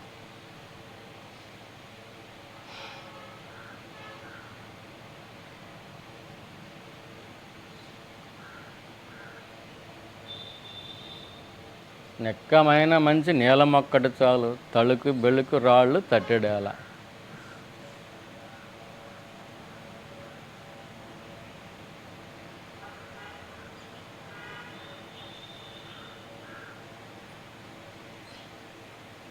బాగా సాధన చేసుకున్న వాళ్ళు నలుగురు ఉన్నా సరిపోద్ది, ఒకళ్ళు ఉన్నా సరిపోద్ది. నెక్కమైన మంచి నీలం ఒక్కడు చాలు, తలుకు బెలుకు రాళ్ళు ఉంటాయంట, అవి తట్టుడు ఉన్నాయండి. ఏంటి ఉపకారం? మన భగవానికి అలా నెక్కమైన నీలంలాగా అయిపోవాలి మనం. భగవాన్ అనుకోవాలి మనల్ని. మనంతర మనం సర్టిఫికేట్లు ఇచ్చేసుకోవడం కాదు. నేను నీలాన్ని, నేను రత్నాన్ని, నేను పగడాన్ని, నేను మాణిక్యాన్ని అని మనకు మనం ఇచ్చేసుకోవడం కాదు. భగవాన్ ఇవ్వాలి మనకి సర్టిఫికేట్.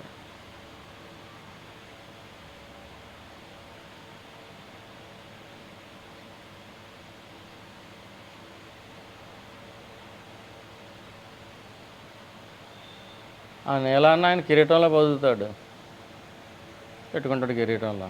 ఎక్కడ దుఃఖం పెట్టుకుంటాడు.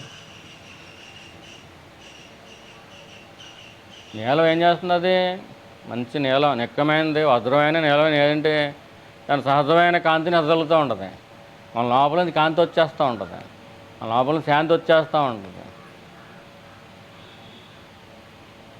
అది మనకే తెలుస్తూ ఉంటుంది, ఆ చుట్టుపక్కల ఉన్న వాళ్ళకి కూడా తెలుస్తూనే ఉంటుంది. వాళ్ళలో ఎంతకంత పవిత్రత ఉంటాయి. లౌకికులకి అయితే తెలియదు, వాళ్ళకి అవసరం లేదు కూడా, కానీ వాళ్ళకు కూడా ఎదలబడుతూనే ఉంటుంది. మంచి పుష్పం ఉందనుకోండి, ఆ మల్లెపూలు అక్కడ ఉన్నాయి, భలే ఉందా చూసి స్మెల్ చూసి వెళ్తారా. ఆ పక్క నుంచి గేదె కూడా వెళ్తుంది, దానికి మనకంటే పెద్ద ముక్కు ఉంటుంది, అటువైపు తిరిగి చూస్తుందా? దాని మల్లెపూల సువాసన అవసరమా? దానికంటే చిన్న ముక్కు అయినా కానీ మంచి నిక్కమైనది మంచిది, ఆగ్రహించేది చిన్న ముక్కు అయినా పర్లా, గేదె కింద బారు ఉంటుంది ముక్కు, మనకంటే పెద్ద ముక్కు అది. కానీ మల్లెపూల సువాసన కోసం ఆగుద్దా? మల్లెపూల సువాసన చూస్తుందా? మనం అయితే మల్లెపూల సువాసన చూస్తాం. ఆ శక్తి మనకుంది, మానవులకు ఉంది. అలాగే సాధకులకి, మనల్ని ఉత్తమ సాధకులుగా తయారు చేయాలంటే మనకి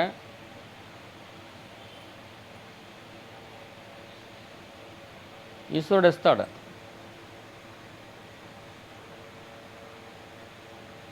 ఫస్ట్ క్లాసా, సెకండ్ క్లాసా, థర్డ్ క్లాసా అనేది నిర్ణయం చేస్తాడు.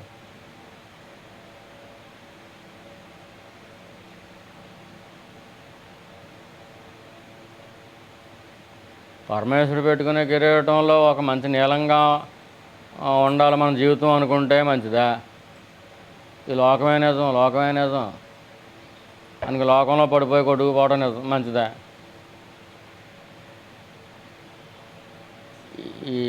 ఈ ఏరియా దాటి వెళ్ళిన తర్వాత ఈ క్వశ్చన్ వేసుకోవాలి మీరు.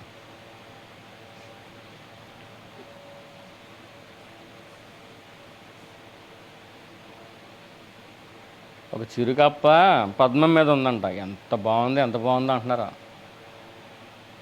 ఫోటోలు తీసేసుకుంటున్నారు. అది ఒక్క జంపింది. జంపగానే మురికి గంటలోకి వెళ్ళిపడింది. అక్కడ మురికిలో కలిసిపోయింది. ఇక్కడ ఉన్నప్పుడు ఎంతో బాగుంది, అక్కడికి వెళ్ళిన తర్వాత మురికే. సత్సంగంలో కూర్చుంటే పద్మం మధ్యలో కూర్చున్న చిరుకప్పలు లాంటి వాళ్ళు. ఈ గేదెదాడు బయటికి వెళ్ళిన వెంటనే మురికిలో దూకేసిన చిరుకప్పలు లాంటి వాళ్ళు. అప్పుడు బురద వాళ్ళంతా బురదే.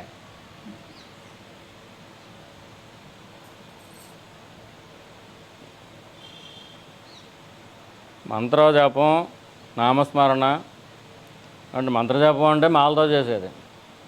నామస్మరణ అంటే మాల లేకుండా నిరంతరం చేసుకునేది. ఇది మన మనసుని శుద్ధి చేసేయాలి బాగా.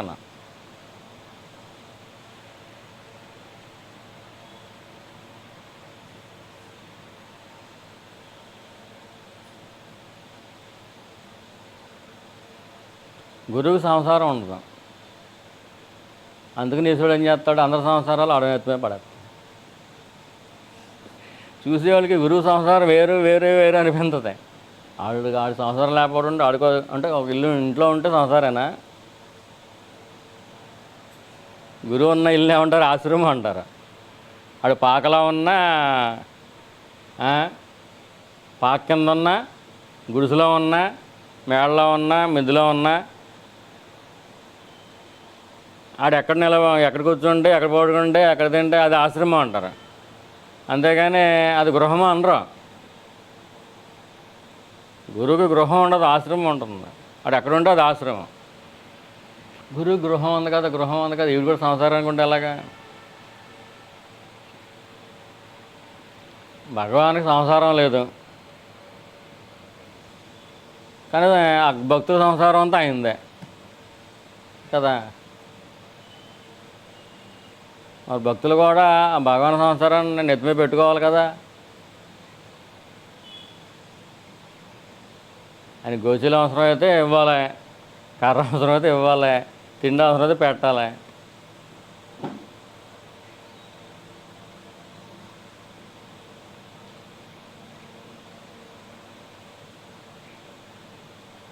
ఈ జీవన్ముక్తులు ఏం చేస్తారంటే, ఏమన్నా మీరు ఇక్కడ బాగోలేదు, ఇక్కడికి వచ్చేయండి, ఇంకో చోట తీసుకెళ్ళిపోతారని వెళ్ళిపోతాడు.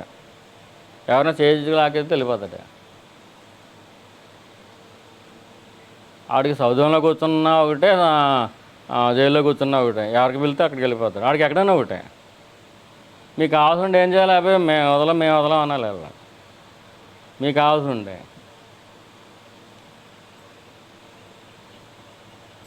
స్వర్గంలో కూర్చున్నా ఒకటే, నరకంలో కూర్చున్నా ఒకటే, భూమి మీద కూర్చున్నా ఒకటే, అసలు ఏ లోకంలో కూర్చున్నా ఒకటే.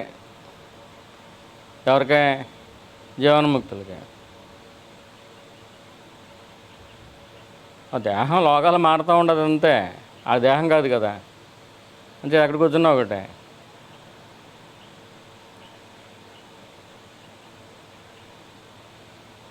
భక్తుల యొక్క ప్రారంధాలన్నీ గురువు శరీరం అని ఎన్నిసార్లు చెప్పారు గురువుగారు మనకి.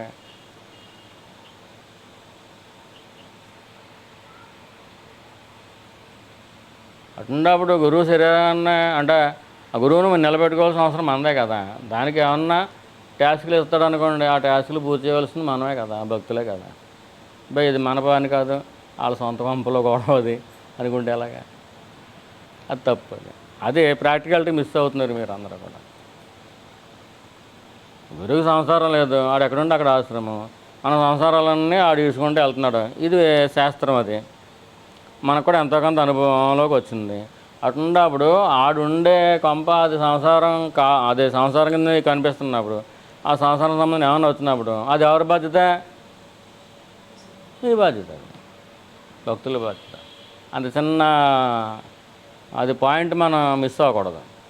మిస్ అయితే సంసారం అంటే షిప్కి వెనకాల కొన్ని పడవలు వస్తాయి కదా, ఆ పడవలో తాడు తెగిపోయినట్టే.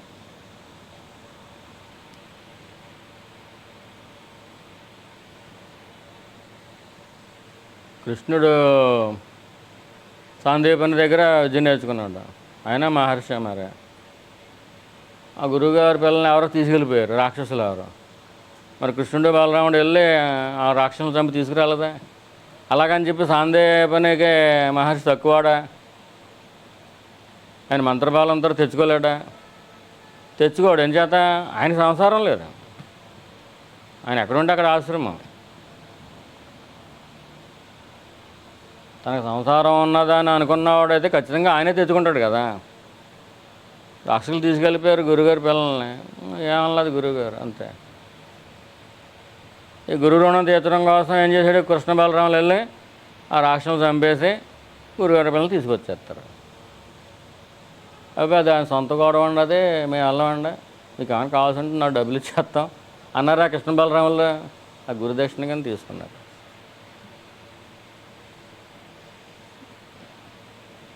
అన్ని స్టోరీలు కాదు, నిజాలా ఎన్ని. మనకు పుస్తకాలు ఏమి రాస్తారంటే, మీకు ఏం గురుదర్శన కావాలంటే గురువుగారు ఇలాగ పిల్లల్ని తీసుకెళ్ళిపోయి తీసుకురండి అనేది రాస్తారు. ఆడెందుకు అడుగుతాడు అసలు? రాసిన వాళ్ళు అలా రాస్తారు.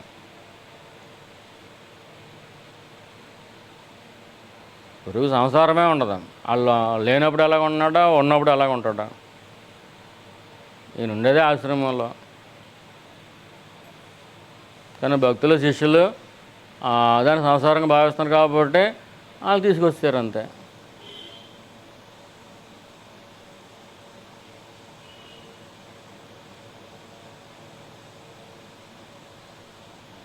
సందీపని గురుదక్షిణకి ఇది ఇవ్వండి అని అడగడా?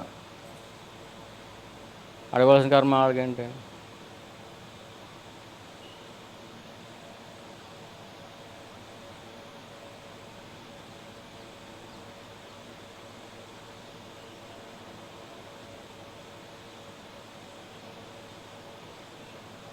అలా అడుగుతాడు మహర్షి, అలాగ అవుతాడు.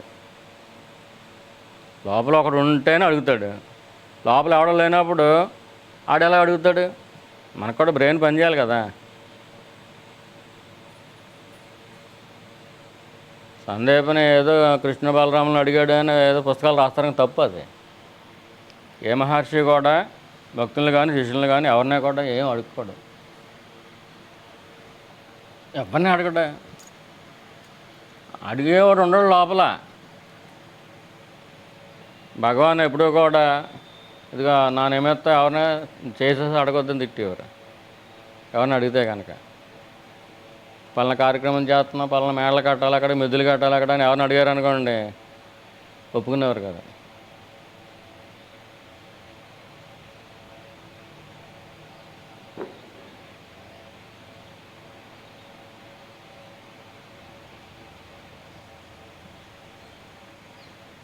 అలాగని చెప్పి మహర్షి అడగలేదు కదని చెప్పి మనం చేయడం మానేసాం అనుకోండి, అదే మనకి ప్లస్ అవుతుందా మైనస్ అవుతుందా?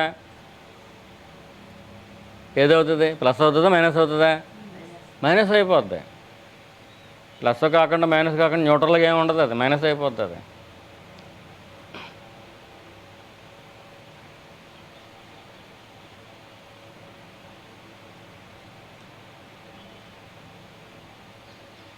అమ్మ చెప్పుకోవచ్చు, నా బిడ్డ నాకు ఎంత ఇదిగో ఇన్ని వేల రూపాయలు పెట్టి కొనేసేది చేరని అమ్మ చెప్పుకోవచ్చు.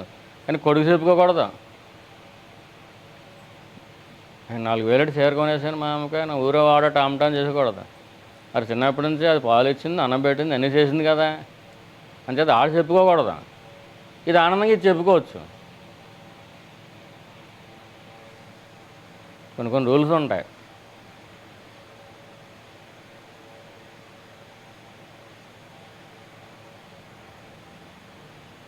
భగవాన్ ఏమన్నారు అంటే, మీరు అందరూ మనసు బయటికి వెళ్ళిపోతుంది మేము నిలబెట్టలేకపోతున్నాం అంటున్నారా? నా మనసును బయటికి వెళ్ళు అంటున్నాను నేను. అదేమో వెళ్ళలేదు. అది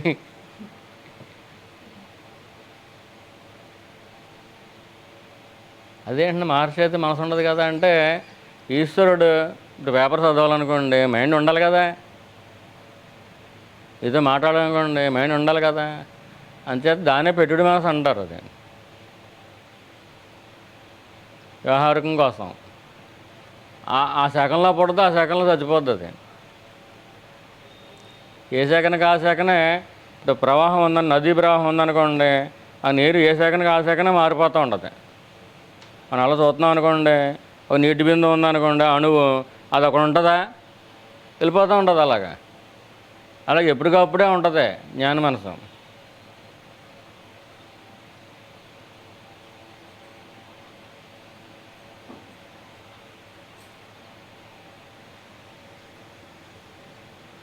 ఏ తలంపు ఉన్నప్పుడు వాడికి పలానా పని చేద్దామని ఎందుకు ఉంటుంది అసలు?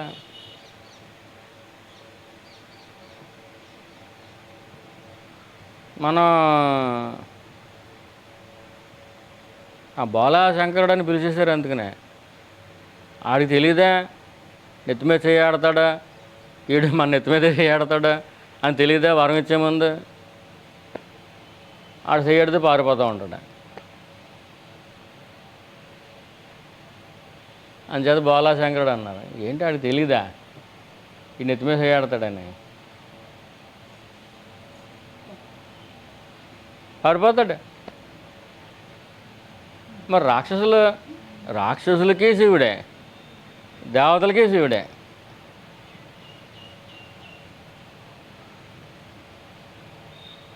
విష్ణుమూర్తి అయితే దేవదేవుడు, దేవతలకు దేవుడైన. శివుడైతే మహాదేవుడు, దేవతలకు దేవుడే, దెయ్యాలకు కూడా ఆడే దేవుడు. దెయ్యాలు వచ్చేసి కాళ్ళు పెట్టేసుకున్నాయనుకోండి, ఓ మహాదేవ పలానా దెయ్య వాళ్ళు పీకి తింటాను అంటే సరే అంటాడు. ఎవరు ప్రారంభం ఉందో చూసి వాళ్ళు పీకు తింటారు. వాళ్ళు ఎవరో ఇంటికి పడితే వాళ్ళు ఇంటికి వెళ్ళిపోరు. ఇప్పుడు ఒక విశేషం మన ఇంటికి వచ్చింది అనుకోండి, పక్క ఇంటికి వెళ్ళకుండా మన ఇంటికి ఎందుకు వచ్చింది? మనం అటెండ్ చేసాం, పీడించబడాలి. మనం చేయకపోతే మన ఇంటికి ఎందుకు వస్తుందమ్మా? వాణి గారి ఇంటికి వెళ్ళకుండా మీ ఇంటికి ఎందుకు వస్తుంది? మనం కూడా ఎంతో కొంత అటువంటివి అసలు వేసి ఉంటాం, కొంతకాలం భరించి తప్పదా. అంతే కదండి, అండర్స్టాండింగ్ ఉండాలి మనకి.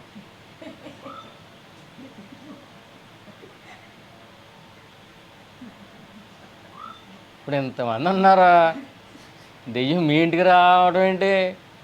ఆ పక్కింటి ఇంటికి వెళ్ళొచ్చు కదా. అది ఎందుకు తెలియట్లేదు మనకే?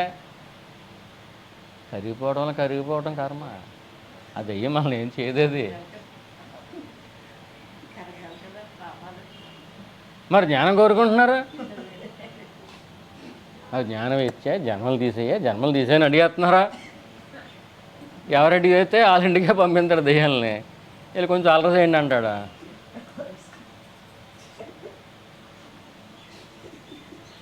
అలా మీరు ఈ మనుషులు చేసే చూస్తున్నారు. నిజంగా పిశాచాలు చేసే ఆ గోల మీరు ఒక్క క్షణం వింటే గుండెలు ఆగిసిపోయి చచ్చిపోతారు.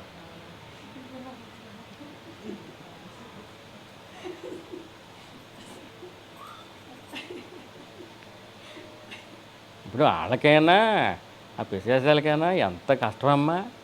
దొంగతనం ఈజీ అనుకుంటారు, అబద్ధాలు అట్టం ఈజీ అనుకుంటారు, ఏడవటాలు ఈజీ అనుకుంటారు, ఒక మనిషిని నమ్మించడం ఈజీ అనుకుంటారు. ఎంత కష్టం వాళ్ళకి, ఎంత ప్లానింగ్ అది, ఎంత కష్టం అది. వాళ్ళ కష్టాన్ని మీరు చూడలేదు, ఈశ్వరుడు చూస్తాడు. అబ్బాయి ఎంత కష్టపడుతున్నారు బాబు అనుకుంటాడు. వాళ్ళ మీద కూడా జాలి వస్తుంది.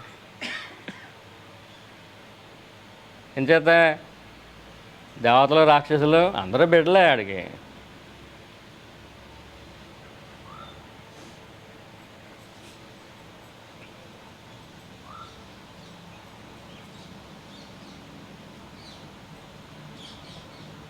పైశాచికమైన పనులు మనం చేయకుండా పిశాచాలు మన ఇంటికి రావు, బదులు తీర్చాలి. కాకపోతే ఏంటంటే ఒక జన్మకి సంబంధించి కాకుండా రాబోయే జన్మలు అన్నీ పెట్టేస్తాడు. నువ్వు జ్ఞానం కోరుకుంటున్నావు కాబట్టి పడు మరి. లేదా పోనీ ఇక్కడితో ఆఫ్ చేసి నాకు అటువంటి ప్రారంభాలు వద్దు, ఇంకా వచ్చే జన్మలో పడతానులే జ్ఞానం ఇప్పుడప్పుడే వద్దులే అనుకుంటే కనుక అలాగైనా ఒక కొబ్బరిగా కొట్టేసి దాన్ని పెట్టేసుకో, మన నుంచి పోతాయి. ఇంకా తప్పదు కదా మరే.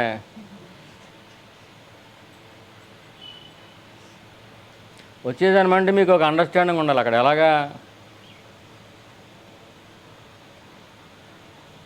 మా గురువుగారు ఒక ఆయనకి ఏమన్నారంటే, శూర్పణఖ, తాటకి, హోళిక ఈ ముగ్గురు కలిపితే ఎంత పవర్ఫుల్లో అటువంటి ఆవిడ వచ్చింది మీకు అన్నారు.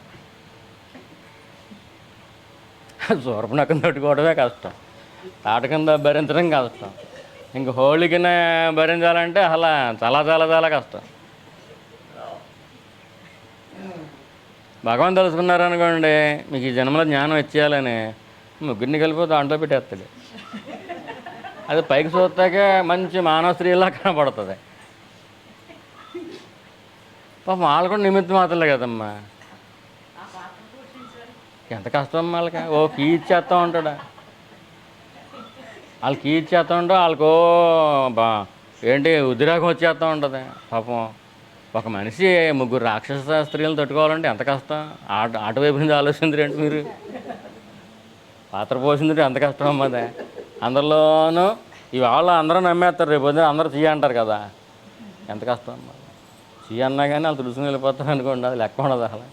వాళ్ళు నిజమైన భక్తులు, అసలు లోకం ఏమనుకున్నా పట్టించుకోరు,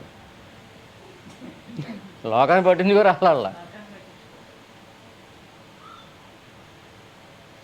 భక్తులకు ఉండవలసిన లక్షణాలు అదొకటి ఉంది వాళ్ళకి.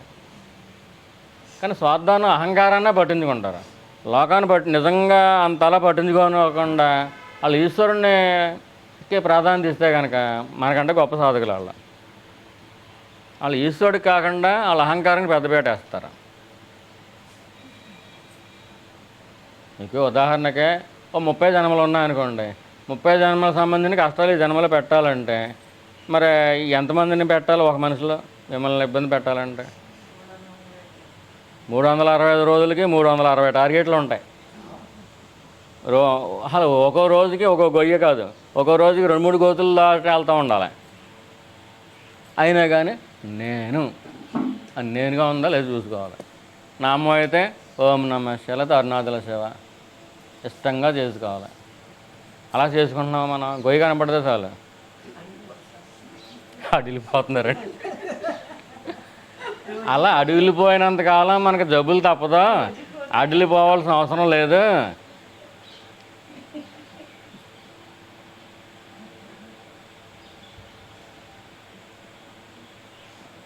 అలా అల్లిపోవాల్సిన అవసరం లేదు, లోపలికి వెళ్ళండి. అయిపోయి ఎదురుకుండా నిప్పులు కనపడుతూ ఉంటే అందరూ రాళ్ళు ఇచ్చుకుని కొడతాకి సిద్ధంగా ఉన్నారా, మీరేమో లోపలికి వెళ్ళమంటున్నారేంటి? మిమ్మల్ని సెంటర్లో పెట్టి చుట్టూరు 10 మంది రాళ్ళు ఇచ్చి కొడతా సిద్ధంగా ఉన్నారా, మీరు లోపలికి వెళ్ళండి అంటే 10 రాళ్ళు అయ్యి బుర్ర తగిలేస్తుంది కదా అని మీరు ఆలోచనతో ఉంటారు. అలా రాళ్ళు ఇచ్చి కొట్టేయండి అని చెప్పి ఆ కీ ఇచ్చినట్టు ఎవడో పరమేశ్వరుడే.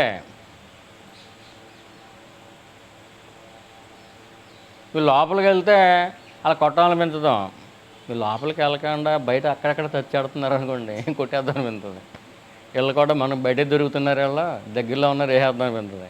వీళ్ళు లోపలికి వెళ్ళిపోయారు అనుకోండి, పరమేశ్వరుడు షీల్డ్ నిజంగా అప్పుడు కాపాడుతుంది. వాళ్ళు తపస్సులో ఉన్నారు, వాళ్ళ జోలికి ఎవరో వెళ్ళకుండా పరమేశ్వరుడే కాపాడుతాడు.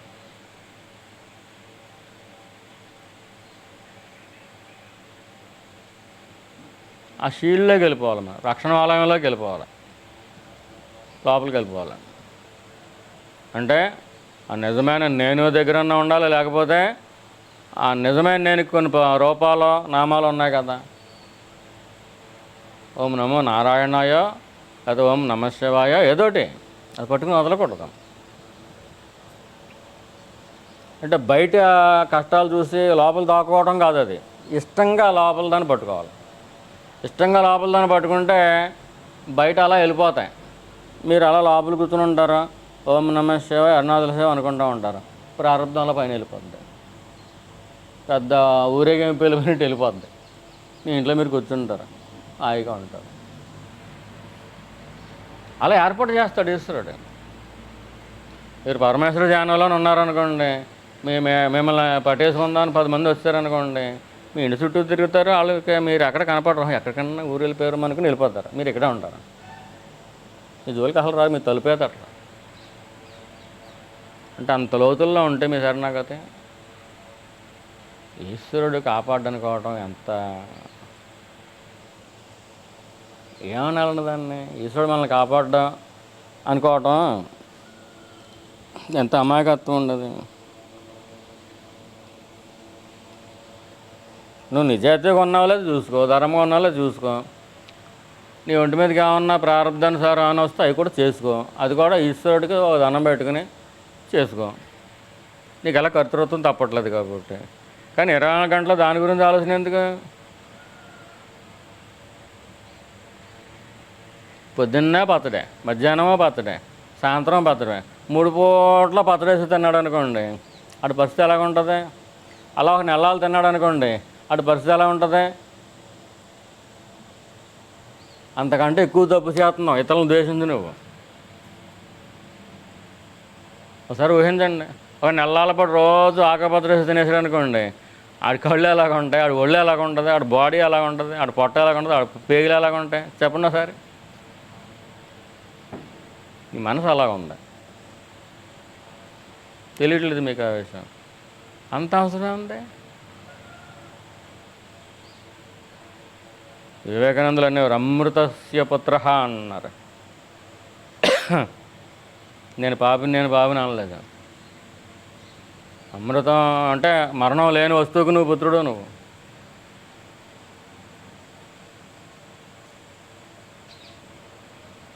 పరమేశ్వరుడు బిడ్డవు. నువ్వు 24 గంటల పత్రిక తింటావు ఎందుకు? అన్నీ ఉండగా అదొద్దు ఇది వద్దు అని చెప్పి పత్రే వేసి తింటారా? నెలలు తింటే ఆడ పరిస్థితి చెప్పండి, ఎన్ని జబ్బులు వచ్చేస్తాయి? ఇవన్నీ ఒక 5 ఏళ్ళు 10 ఏళ్ళు 15 ఏళ్ళు అయ్యేసరికి బాడీలో జబ్బుల కింద వచ్చేస్తాయి. అంచేత పరమేశ్వరుడు ఏం చేస్తాడు? యో నా హృష్యతి నా ద్వేష్టి.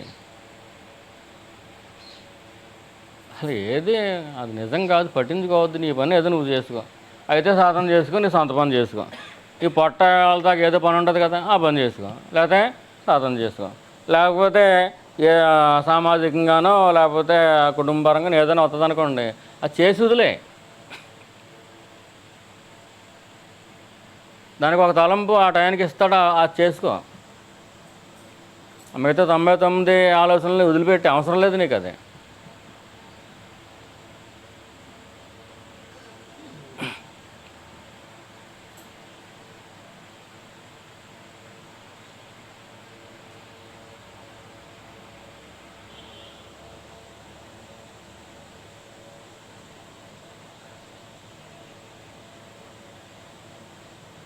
కోతులు తెలివైనయే, పిల్లలు తెలివైనయే.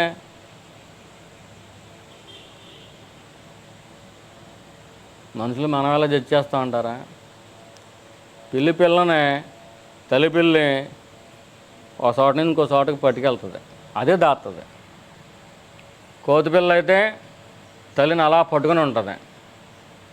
మేడ నుంచి దూకింది అనుకోండి, ఈ మేడ నుంచి ఆ మేడ మీదకి, ఆ కోతి పిల్ల ఉంటుంది కదా, అది పట్టుదలేస్తే ఆ పాపం ఎవరికి వెళ్తుంది? తల్లికేమో రాదు. అది ఎందుకు పట్టుకుంటుందంటే ఇది సరిగ్గా పట్టుకోదని చెప్పి అది పట్టేసుకుంటుంది పిల్ల. తల్లి సరిగ్గా పట్టుకోదని చెప్పి అది పట్టేసుకుంటుంది. ఇప్పుడు చిన్నపిల్లలు ఉంటారనుకోండి, కంట్లో ఏమైనా నలగబడింది అనుకోండి, మళ్ళీ ముట్టుకున్నారా దాచేసుకుంటారా? మనమేంటి అదేంటో చూద్దాం, బాగు చేద్దాం, అది మంచి చేద్దాం మనం అనుకుంటాం. కానీ వాళ్ళ అస్సలు అలా కన్ను అలా చేతి తీస్తే ఒట్టు. వాళ్ళ మైండ్ డైవర్ట్ చేస్తేనే కానీ, ఇంకో దాని మీద ఏ శాఖల మీద పెడితేనే కానీ అలాగా. అంటే కోతి పిల్ల అవి తెలివైనవి అనుకోండి, అవి బాబు అమ్మ పట్టుకోదో మనమే గట్టిగా పట్టేసుకుందాం అనుకుంటాం. పడిపోతే ఎవరిది బాధ్యత? తల్లిదే పిల్లదే? పిల్లదే పాపం. పిల్ల అయితే అలా ఉండదు, అక్కడ ఉంటుంది అంతే. కుక్క పిల్ల ఏదో వస్తుంది అనుకునే సమయానికి దానికి వాసన తెలిసిపోద్ది, గబ్బ తీసుకెళ్ళి ఆ బాసనం కింద ఎక్కడ పెట్టి వచ్చేస్తాయి.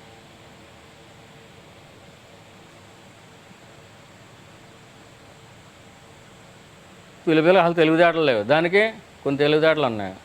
అంటే మనిషికి మంకీకి కొన్ని దగ్గర పోలికలు ఉన్నాయి, అనుమానాలు ఎక్కువ.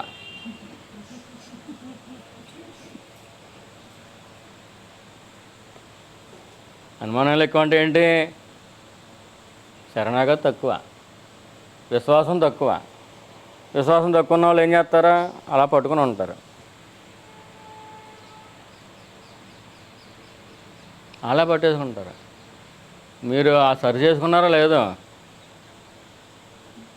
నిన్ను విడువక అని ఉంటుంది అది. నన్ను విడువక అని చదివేస్తున్నారు, ఒకసారి విన్నాను, తర్వాత చెప్పాను.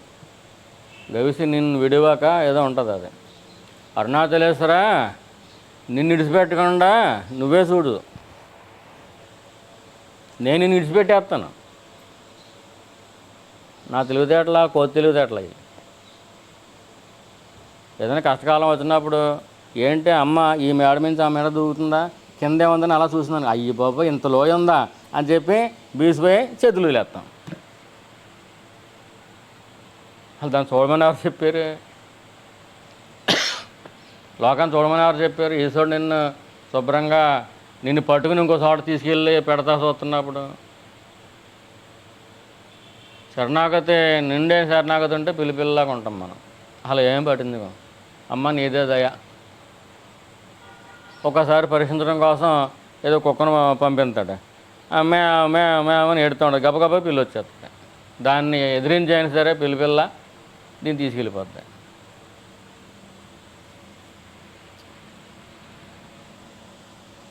పిల్ల ఆ తల్లి ద్వారా దాని రక్షణ కల్పించింది కదా, పిల్లకే తల్లి ద్వారా రక్షణ కల్పించింది కదా. అది ఎవరో పరమేశ్వరుడే కదా కల్పించిన వాళ్ళు.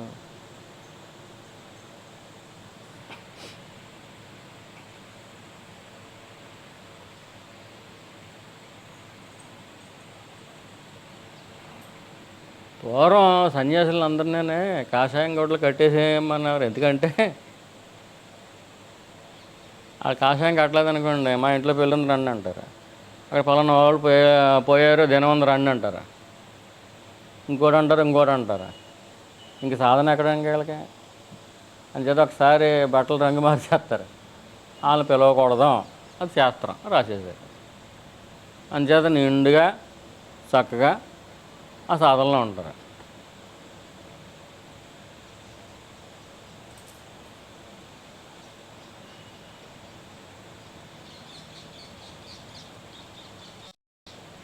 ఆ సన్యాసం కాషాయం కోటలో ఉపకారం చేస్తాయి వాళ్ళకి, పూర్తిగా సాధనలోకి వెళ్ళిపోవచ్చు.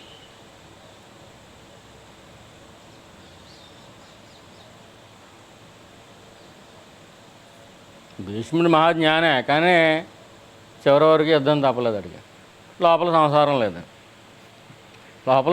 లేదు, అందరి సంసారాల్లో మయవలసి వచ్చింది. ఎవరైతే ఎవరినైతే ఎత్తుకుని పెంచాడో వాళ్ళ చేతుల్లోనే సాగవలసి వచ్చింది.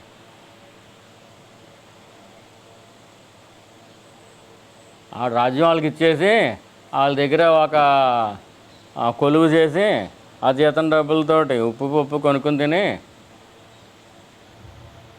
ఆ రక్తం ఎక్కించుకోవాల్సి వచ్చింది. ఆ మాలిన్యమైన రక్తం పోవడం కోసం అంపశయ మీద రక్తం అలా వాడవలసి వచ్చింది.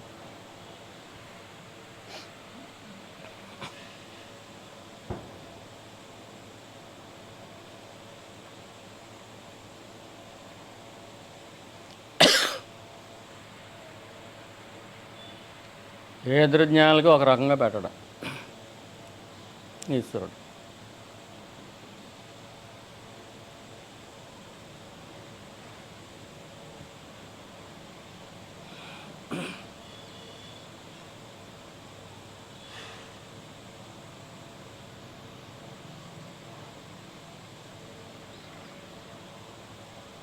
పని చేయాలి, కర్తృత్వం ఉంది కాబట్టి, దేహబుద్ధి ఉంది కాబట్టి. కానీ ఏ టైంకి అది ఎంతవరకు అవసరం అంతవరకు ఆలోచించి మిగతా సమయాన్ని సత్యాన్వేషణకో లేకపోతే ఈశ్వర స్మరణకో వినియోగించకపోతే ఇంక నువ్వు సాధకుడు ఏంటి, సాధకురాలు ఏంటి?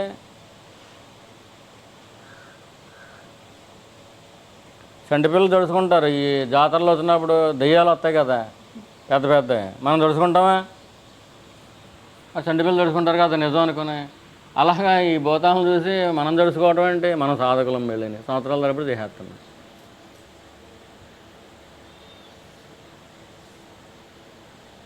అయినా ఇవన్నీ పెద్ద పెద్ద పరీక్షలా.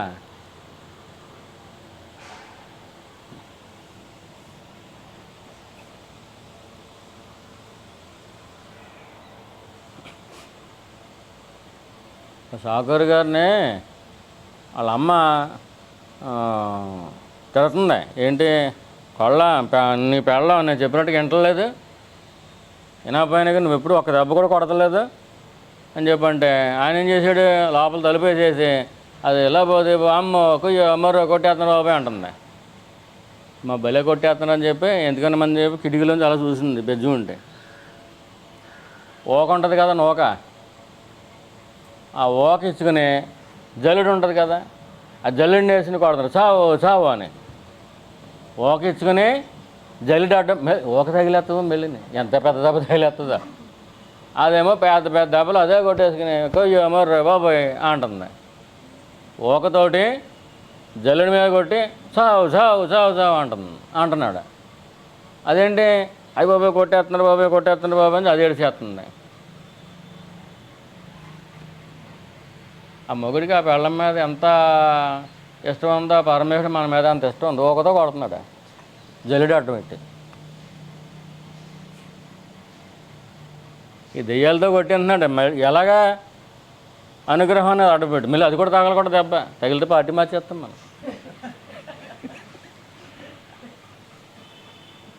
ఈ దెయ్యాలు మళ్ళీ ఈ దెబ్బలను ధీరత్వం ఎక్కడుంది అసలు మనకి?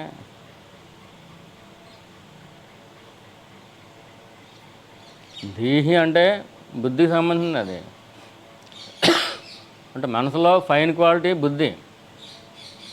మైండ్ ప్యూరిఫైగా ఉన్నప్పుడే ధీరత్వం వస్తుంది. బుద్ధులే ధీమహి అంటారు కదా, ధీరత్వం. అది భగవానికి ఉన్న నామాల్లో ఓం ధీరాయ నమః అని కూడా ఉంటుంది. మన మనసు అంత ప్యూరిటీ ఎక్కడ ఉంది మనకి?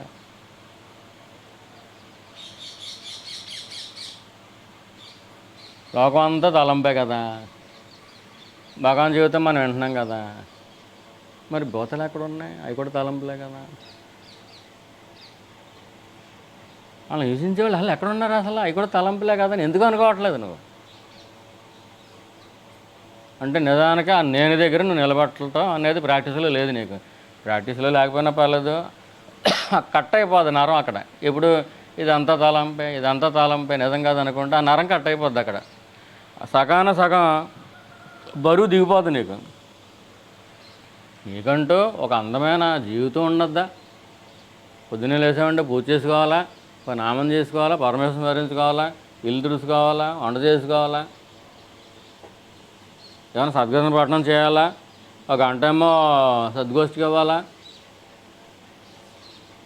ఇన్ని మంచి పనులతోటి ఏంటి పప్పు కూర నెయ్యి, ఆకుపచ్చడి ఒకటే కాకుండా కొబ్బరికాయ పచ్చడి, మళ్ళీ సాంబారు, ఇవి కాకుండా మళ్ళీ రసం, ఒక వేపుడు, ఒక పులుసు, ఇన్నిటితో నింపేసుకునే జీవితాన్ని ఏదన్నా వచ్చేసరికి ఇవన్నీ తీసేసి పచ్చడి ఒకటే నాకు వేస్తున్నారు అని ఇంకా అక్కడి నుంచి మోసం పట్టుకుంటాయి. ఇప్పుడు తెలియదు, ఒక 5 ఏళ్ళ తర్వాత తెలుస్తాయి అనారోగ్యాలు ఏంటనేది. ఏదో కష్టం వచ్చేసరికి ఇంకా దానికి గొడవ పడిపోవడం అయినా.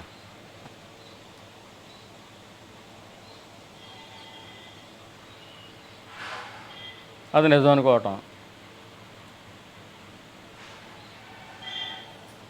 మరి మనం భగవాన్ ఫాలోవర్స్ ఏంటి?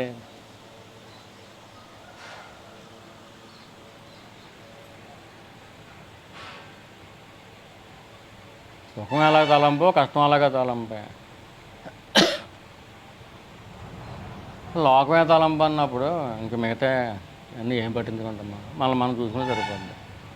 మనకంటూ ఒక మంచి లైఫ్ ఇచ్చాడు, 24 గంటలు ఇచ్చాడు. ఇంత నిద్రపో, ఇంత అన్నం తిను, ఇంత సరదాగా మాట్లాడుకో, ఇంత ఫ్రెండ్స్ తోటి ఉండు, ఇంతేమో చదువుకో, ఇంత డ్యూటీ చేసుకో అని చక్కగా ఒక కేటాయింపుగా అన్నీ అమర్చి పెట్టేసాడు. అమర్చి పెట్టేసి ఎన్ని పక్కనెట్టేసి ఏదో ఒక విషయం గురించి ఆలోచించడం అంటే అందులో దాన్ని మంచి చేసామా? నువ్వు ఆలోచించేస్తే ఏమైనా తెగిపోద్దా? నీ టైంని ఎందుకు అలా దుర్వినియోగం చేసుకుంటావు?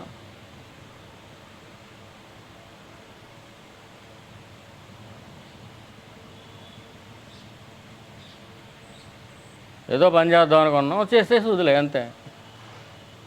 నీ కష్టం అనేది 1 ఆఫ్ ద పార్ట్ అంతే.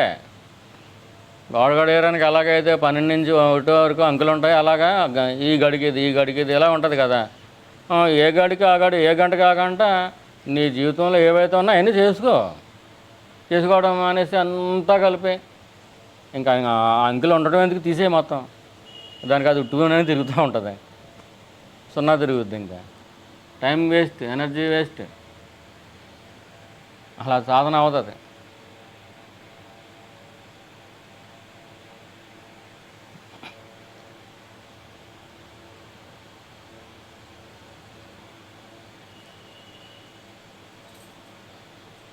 పొద్దుటే లేస్తాం, ఆ బాత్రూమ్కి వెళ్తాం. ఇప్పుడు కాలకృత్యాలు ఎటువంటివో అలాగా ఆ టైంకి ఏదో అయితే అవసరమో అది నీ ద్వారా జరుగుతూనే ఉంటుంది.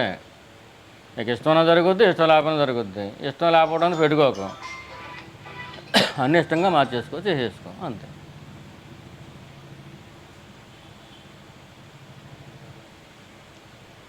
అరుణాచల శివ, అరుణాచల శివ, అరుణాచల శివ, అరుణాచల, అరుణాచల శివ,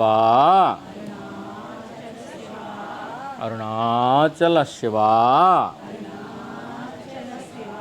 అరుణాచల శివ, అరుణాచలి.